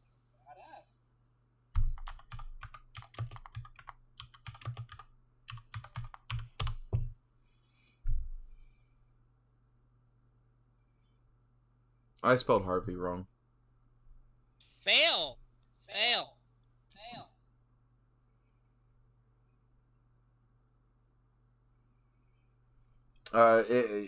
Shane, you gotta have your make and model. Otherwise, I'm not gonna count it as a guess. You have to roll the R. I have to roll the R. Harvey. There you go. There's an R roll for you. Your make. Well, I guess. Yeah. Wow. I don't know if I'd ever show my face. Oh, come on. Apparently, Kat's not showing her face. Yeah. Kat's hiding behind a cat. Yeah, he's photobombing. Because what I'm going to do actually... Did you see Harvey's guess? I saw it, yeah. Ah! Make me Ralph in my trash can. I said I made the guess of a 91 Ford Escort for you. 85 Trans Am. Oh my god. Still rat. Yeah, no, I know the car, just I can't remember the year. Oh, I wish a 71 Gremlin. That would have been pretty cool. Yeah, 71 Gremlin would be a sweet car. For our first car? Especially if it has the inline 6. Or V8. Either or. Because if it has the 4 I guess everybody's guessed. Yes.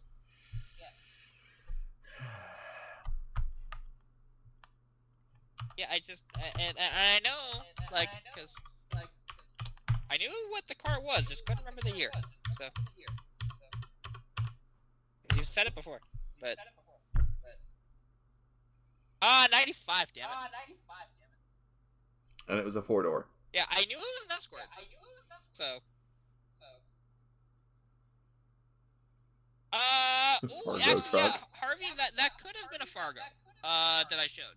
Because the Americans in the chat might not know this, so in Canada, from Dodge is considered Fargo? I want to say... Is that a bout or a boat? Yeah, okay. Can you let me talk? Maybe. So, in Canada, we had our own brand of Dodge trucks that was called Fargo, and I believe they went from 38 to 70 or 71. Somewhere in that range. And basically, all they were rebadged Dodge trucks that said Fargo on them. And it was to get, because there was a tax on vehicles that were made in the States, so they made them here, and because Dodge was an American brand, they changed it to Fargo. Yeah. There's one of the reasons why we have some, GM did a lot of that back in the day, except for just certain models. being made only Canadian models too. So it's kind of interesting.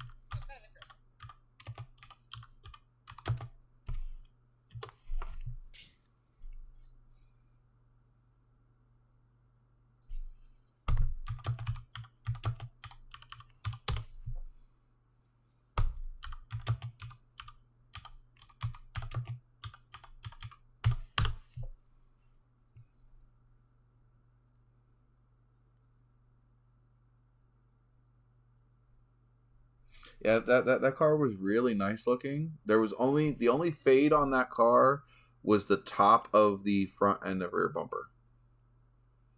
The rest of the paint was like impeccable on that car.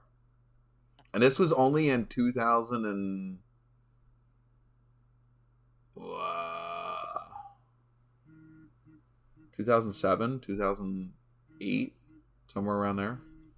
No. By the way, ad. Be right back. Boo ads.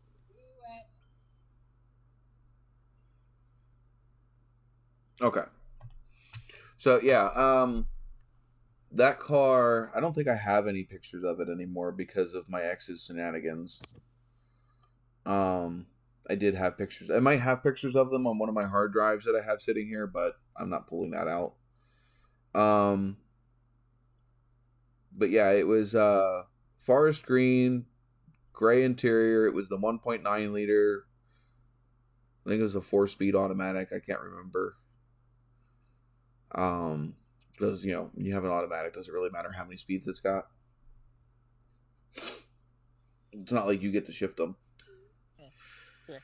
And yeah. And Harvey, I did say that excluding. I didn't mention Mercury in that regard, but yeah, because Fargo was the Canadian version of Dodge trucks. It's pretty interesting actually to see it, because they just, instead of saying Dodge emblazoned on the tailgate, it was Fargo. There wasn't too many differences, to be honest, but mostly just rebatch. It's just kind of cool. But similar to Mercury trucks, because actually Mercury, I think that was until 1970 as well for Mercury. And I wonder if 1970, maybe they lifted the tax, potentially. I'm not sure. And I think mine was mine a hatch? No.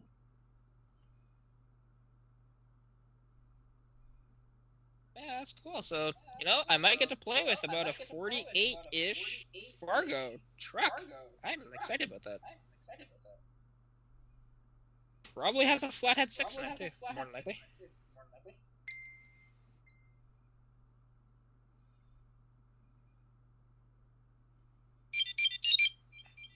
Okay, my damn phone.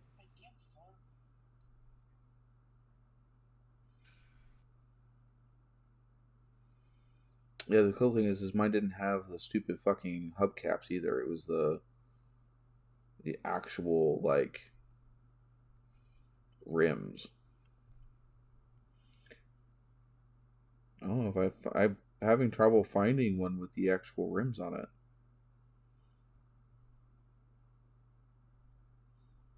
This one, maybe? Yeah, it was this one. Though not in its best shape.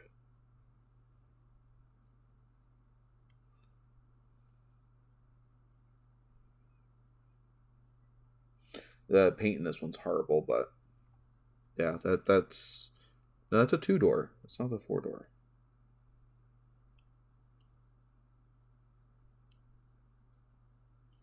There's a really cruddy looking version. But this is the 4-door. So, yeah, that was probably as close to my car. Oh yeah.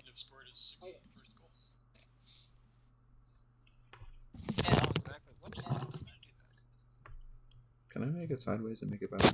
No. Oh. This is a slow live stream, guys. A little bit. I mean, I've been trying to get stuff up, but you were focused on this frickin' Escort. You were talking about the Dodge. Yeah. My YouTube shut off on me. That was from Brad. Cat Possible keeps getting the notifications. First actual girlfriend had a green 95 Escort 5-speed. First car I was scared to get on the freeway for a job interview in. Yeah, that's interesting actually. When I got the car, it had a dropped cylinder. It had a dropped valve seat. That's how I got it. Fixed the valve seat, cleaned up the piston, threw the car back together. It ran just fine. And something interesting. So I got tagged when I got home. I got tagged in a post on Facebook. In one of the car groups that I'm in of a 68 Ford Cortina GT. I believe it's 68. That apparently was the same one that I checked out at an auction in Olds a few months back. But it's been completely redone and it's running and driving now, which is really cool.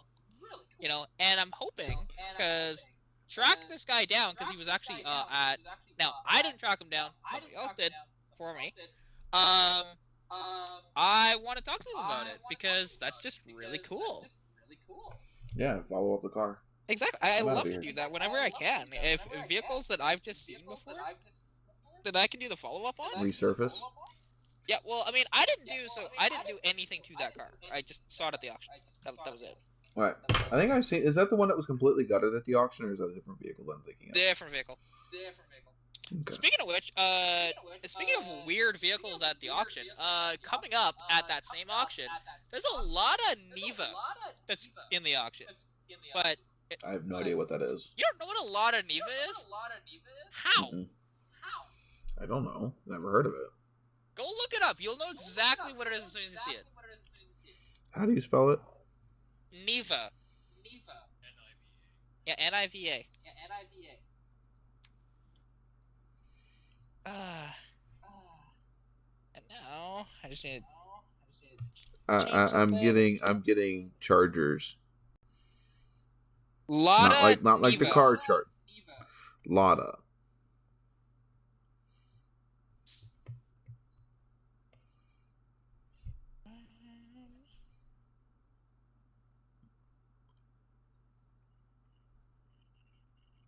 I'm probably not spelling this correctly because L-A-D-A-N-I-V-A.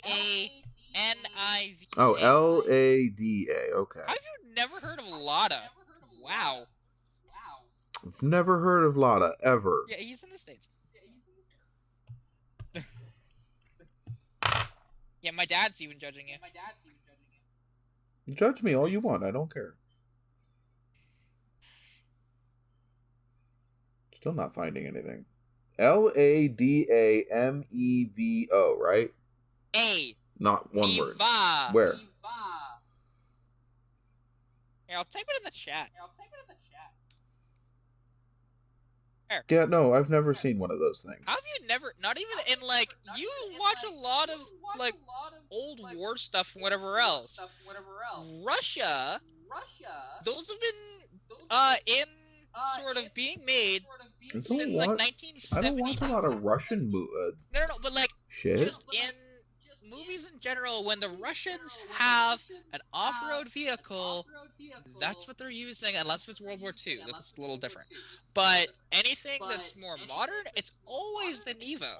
Always. Because it was actually designed kind of that way, but then also they were... And it's N-I-V-A.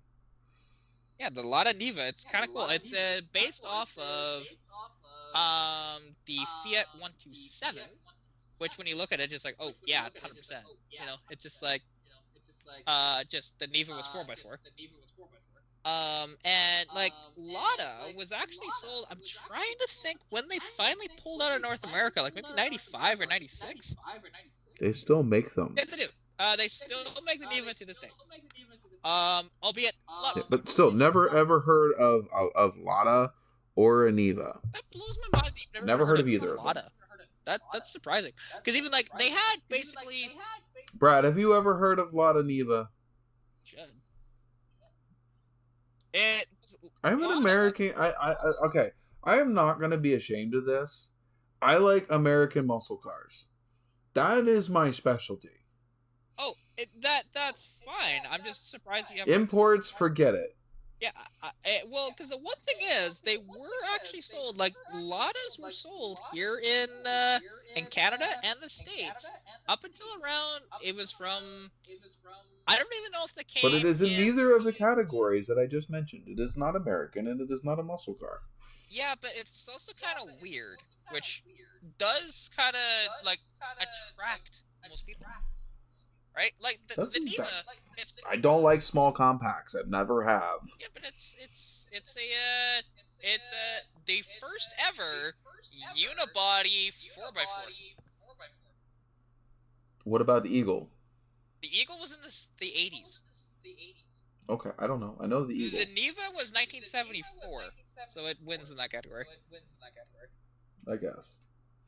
Yeah, it was not on the horizon of my knowledge. No, see, the Eagle was the world's first 4x4 sedan. Because there was the sedan, the wagon, and the hatchback.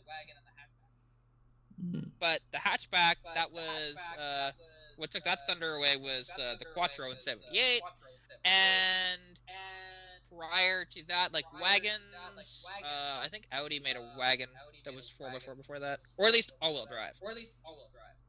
I don't know. I like the Eagles, but I've never heard of this Lada Niva. Yeah, like. I am not particularly brushed up on my Russian car knowledge. In fact, probably none of them.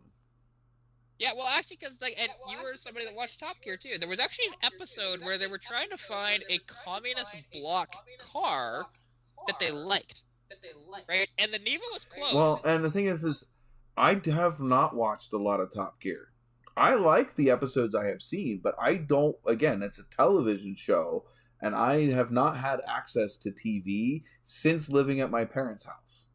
That's fair. I mean, because that episode, I mean, it would have. I've not owned cable. Yeah, because I've not had cable since I moved out of my mom's house. Yeah, because like that episode, yeah, it would have been probably 10 or so years ago, but yeah. So I was already out of my mom's house by then. And number two, I think they used to carry Top Gear on the Speed Channel. Think maybe. Maybe in the States, because here, Top Gear was on BBC. There was American Top Gear on History for a couple seasons, but not the American Top Gear was stupid. American Top Gear was great.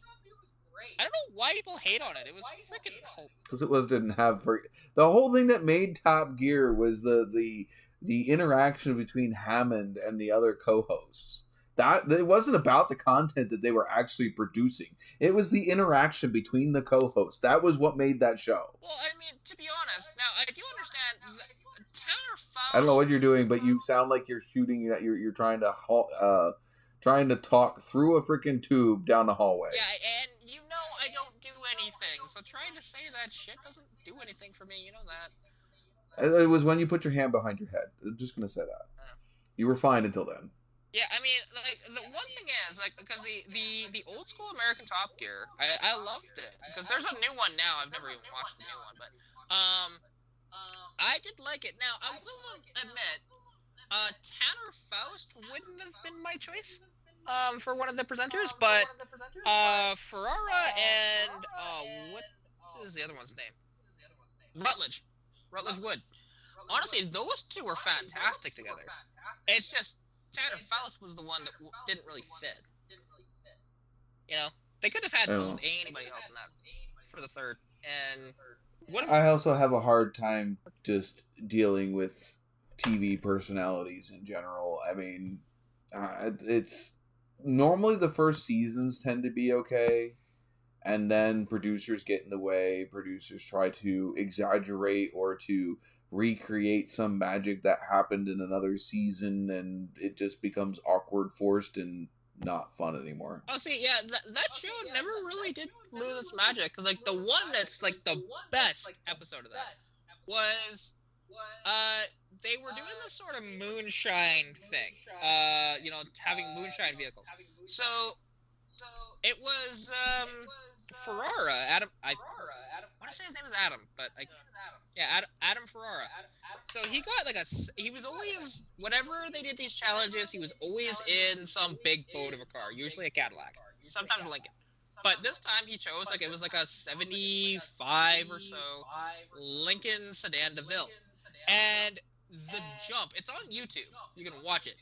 He jumps this damn thing and completely nosedives, and it's like the frame is bent up. But it still ran and drove afterwards. It's amazing as hell. But that was one of the best things on that show, to be honest, to see that. And some of that stuff that they did was really fun. Or even when they did the 4x4 trucks. That was a good episode too. I do remember a few of them. They were really good. It didn't get the ratings of, say, British Top Gear, but it took a while for British Top Gear to actually become what it did, to be honest. It was, people don't realize Top Gear's been around since about the 70s. People don't realize that. Yeah. Jeremy Clarkson was on there well before Richard Hammond or James May, to be honest. No, I remember Jeremy Clarkson, so yeah. I probably remember old school Top Gear. Yeah, well, because it wasn't until because they brought up James May onto the show. It was around 2002, I think, 2001, something like that. I was probably already not watching it by then. That's sad. That's when I started to get really good at that point. I would say me watching Top Gear was probably late 90s. Yeah, he's not joking. Oh, that, okay.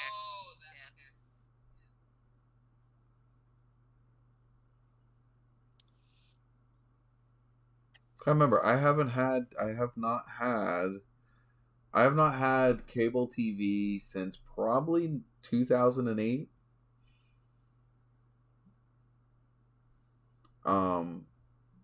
And I really wasn't. I don't know. My what I was watching back then was, I don't know. Most of the car stuff that I was watching back then would have been like Spike TV, or what used to be TNT. So the Power Block, trucks, power. What was it? And Horsepower TV, whatever the shows were back then. And Bradley, I or whatever was on haven't Speed. watched any of Clarkson Farm, to be honest. There was, I think, 3 or 4 seasons of that. Never watched any of them. I didn't even know there was a thing called Clarkson Farm. Yeah, it's on Prime. Amazon Prime. It's basically Jeremy Clarkson. He's building a farm. And he does it very poorly because it's Jeremy Clarkson. So, apparently it's very entertaining. I've just never watched it.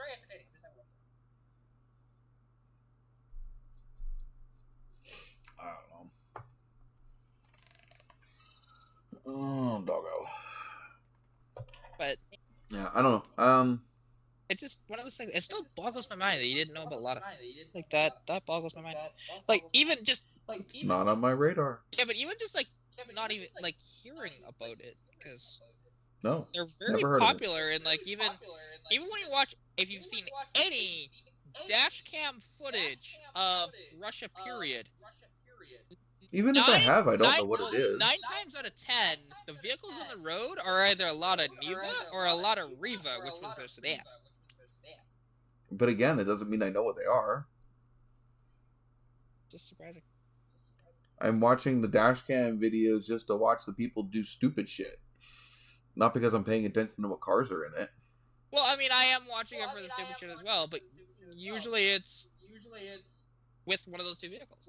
So, the Riva is a little more popular, and because that was based on the Fiat 124, the Neva was based on the Fiat 127. Yeah, and even the only reason I would know Fiats at all would be from freaking rally car racing, and still I couldn't tell you what exact model was what or whatever. It's just I know what I'm probably could pick one out. Which one was the Fiat? Out of looking at it, maybe a little bit from playing Gran Turismo, but that's about it. There's no interest. Like I don't have any interest to put effort into knowing that stuff. So it never paid attention to it. That wasn't something that I focused on. I have so many things other than cars that I have an interest in to freaking, I guess, pay attention to Russian vehicles that don't do anything for me. Is not something that would have been on my radar. Yeah, that's fair. But anyways, what sparked this? Because there's one coming up in that auction, but it's kind of sketch. Because there's almost no interior in this thing. It's got a seat from a third-gen Ram. I think it's a Laramie seat, just one. It's leather, and the steering wheel is like an old school like wood rim kind of Grant steering wheel, which is kind of cool to see. But in the back, you see this jerry can that's ratchet strapped to the floor, and there are two things coming out of it. So, two sort of tubes. And what I think, just a guess, is either, I think the fuel pump died on that thing, and instead of trying to find one, because a lot of parts are going to be almost impossible to find up here now, but I'm assuming the fuel pump died, and that is their sort of reserve for a fuel pump in there, is my guess, and it's just unless the gas tank died. It could have been that too, but why is there a tube going straight into the gas tank then? That's what I'm getting at. There's one line going into the gas tank, one goes towards the firewall. So that's why I'm like, it's kind of interesting. That's why I want to say it's a fuel pump. Okay, we're going to stop right here. We're going to throw an ad in. We'll be right back. Boo!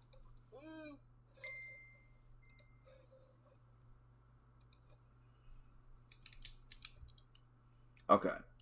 Did Freiberger and Finnegan get a hold of that car? What car?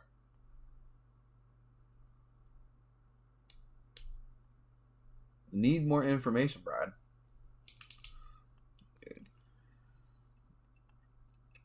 Or is he just saying that because of the fact that it's got the jerry-rigged gas can thing? Because Derek from Vice Grip Garage could have gotten a hold of that car as well. Oh, yeah, it's just one of these things. That's his thing. And what probably happened with this Neva is it was just used as sort of an off-road sort of vehicle, because like when you start them up, they sound like a tractor. Outright, they sound like a tractor. They don't produce much power at all. They're a little four-banger. And they're a really good off-roader, though. They had very good success with campaigning a lot of Neva in Safari rallies. Oh, it looks like it's short wheelbased. It looks like it's a decent height off of the ground, which means it would have a very short approach and departure angle. It's got a high enough ground clearance between the front and rear wheels that not much would get stuck under it. So, yeah, I would assume it would be a pretty decent, maneuverable four-wheel drive vehicle. Unlike a lot of our bigger American four-wheel drive vehicles, which are heavy, generally don't have a decent approach or departure angle unless you're talking about a Jeep. So, yeah, I mean, I can see it being a capable vehicle, maybe a little underpowered, but with enough gearing, it would be fine. I'm not hating on the vehicle, just not something I've heard of.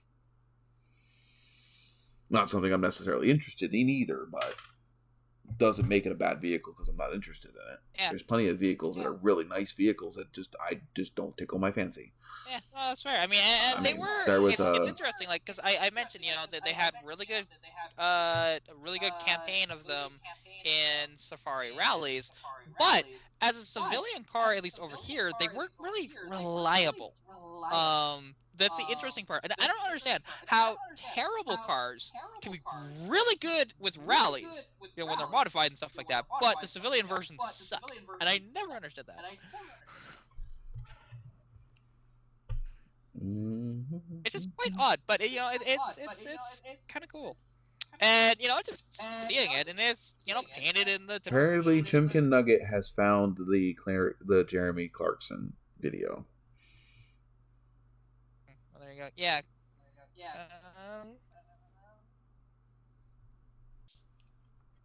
Oh yeah, that's clip from Clarkson's forum. Did anybody see the episode of Vice Grip Garage where he got extremely frustrated at the crowd base that wanted him to just do revivals? It's like, your channel's going to die if you literally only do one type of video. Eventually, people are going to get bored and leave. Not to mention, he's going to get bored and not want to do them anymore. Oh, yeah. I mean, there is something to be said about sometimes that people do the same thing, kind of over and over, like revivals and stuff like that. They're fine. They find a niche. But I mean, for somebody like me, and probably a lot of people we get bored of repeating, even if it's successful. You just get bored of it. And whether it's either bored of watching it or bored of doing the same thing over and over again. And at that point, you don't have any motivation to do it, which makes it harder to make the videos. It's why I stopped producing videos on the truck, because I got bored of filming it. I got bored of freaking dealing with the same issue. I ended up parking it in the fucking field for a year. I said, fuck you. I don't care. And eventually we needed the truck, so I had to go pull it back out.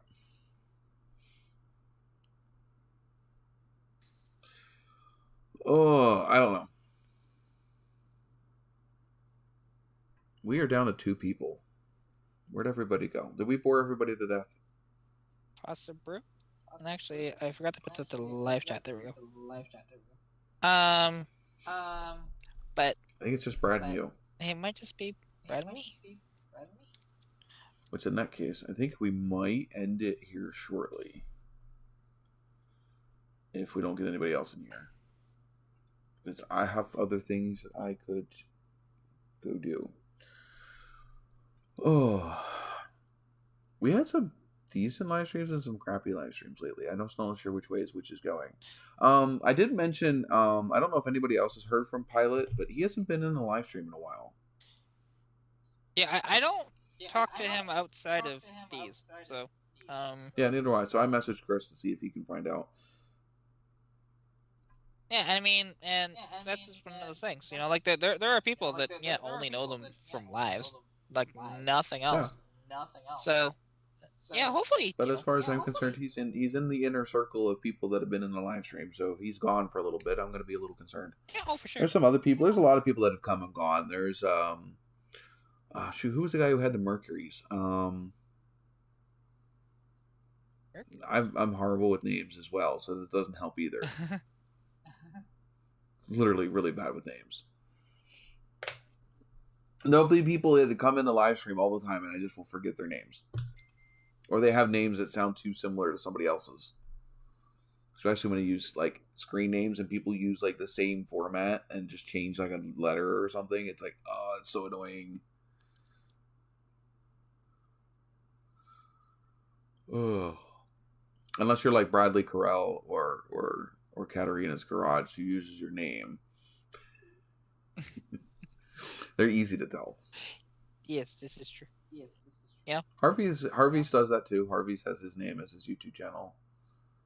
In fact, Harvey was here as of 11:30, which is only 10 minutes ago. But I think somebody's back. We're back up to 3. Yeah, well, it might just be as well, because YouTube, if you're not interacting at all, it will say you're not a viewer on a live. Oh, will it? Yeah, it does that at times. I've noticed that when I've done mine. Oh, I didn't notice that. So it's just kind of annoying that way, but it is what it is. It is annoying because you're trying to figure out where you're at and what you're doing, and if you got people that are watching but aren't viewing or whatever, it's like But though this is a very much of an interacting podcast. Yep, Harvey's still here. Kids want to watch a movie. Now, how did you know that we were still here if you were only on chat? How did we know we were looking for you? Hey, maybe my dad's trying to get the band back together. Oh. Oh, did you guys see that? Kat, did you see that? See what? Just put up, well, Resident Troll. We were watching YouTube last night, and we were watching old band videos, so old music videos, and it was it Blink-182? One of the freaking bands, and it literally looked like a younger version of Chris, and we posted it in the chat, and we were like, Chris, is this you? Why didn't you ever tell us you were in a band? And it looks, it's Blink-182. Literally looks like Chris. Oh. I mean, the whole mustache, everything, and we were fucking dying. I mean, like we were making a little bit of fun of it in the chat, but me and Jess in person, we were just fucking. We could not stop seeing it after we saw the first video. It was funny. I forget what video it was we were watching. See if I can go back and find what video it was. Or what song it was. That was pretty cool. So hopefully I get to run into that thing at some point. That Escort GT. Mm-hmm. Because, this is actually the guy. I found him on Facebook, so, that'd be cool.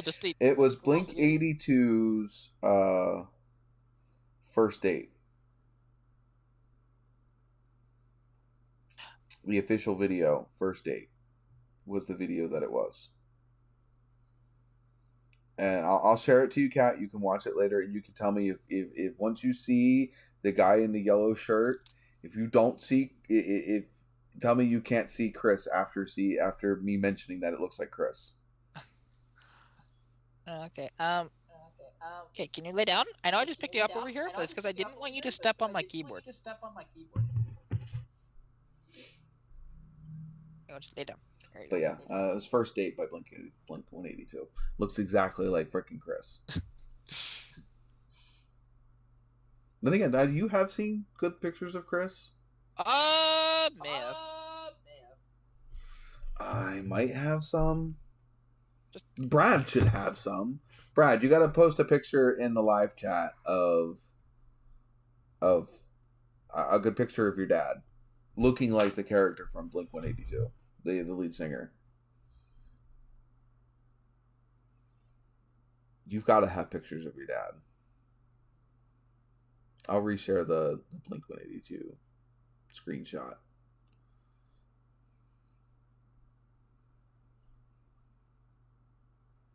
Poor Elliot's sitting here seeing us posted. He's completely confused as to why, because he's not in the live stream. Okay, cool. So I don't care. Just get a picture of that type of face of him wearing that kind of mustache.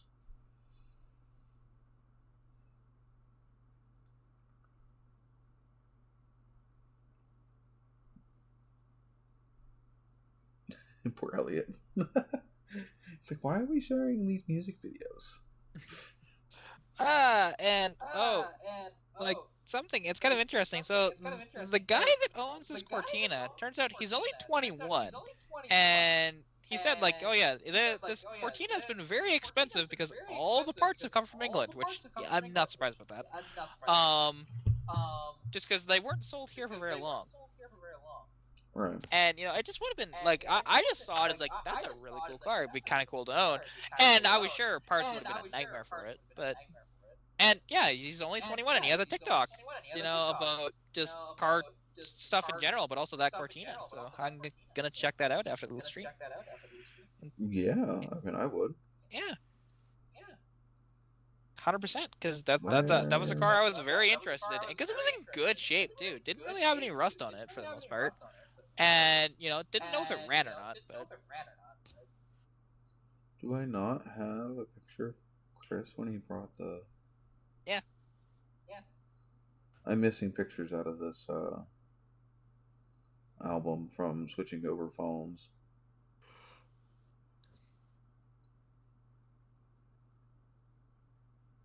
I know I have a picture of when we brought the TA down to. Yeah. No, that was picking it up. Because I have seen some pictures of him, but I don't know if there's been any like good pictures. I can't remember. But I know what he looks like. Because I mean, you know, seen him up on the live and stuff like that.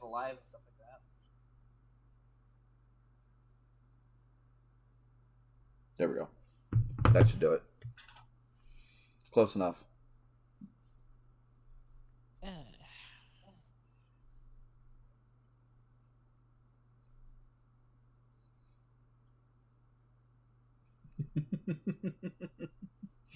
No.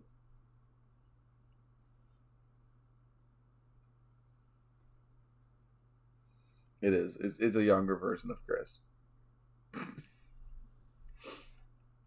Oh.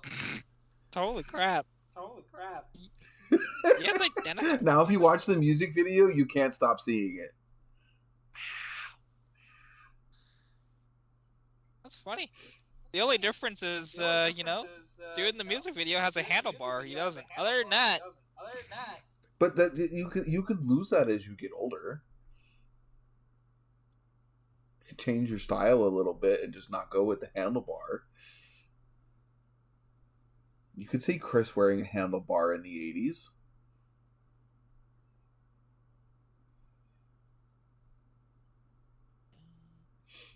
But yeah. Alright. I think I'm going to call the live because I'm getting tired. I'm out of beer. And we're kind of just sitting here farting around. So, thank you guys, everybody, for joining. Thank you, Kat, for coming up here and co-hosting with me. You're welcome. Pleasure as always. You have any new videos coming out before we end the live, and might want to attract people to paying attention to something that might be coming out? There should be some stuff coming out in the next few days, to be honest. It's, Okay. Well, to be honest, check out Kat's channel in the next couple of days for some videos. Absolutely. Alrighty. We will catch you guys next week. Same time, same place. Same bad time, same bad channel.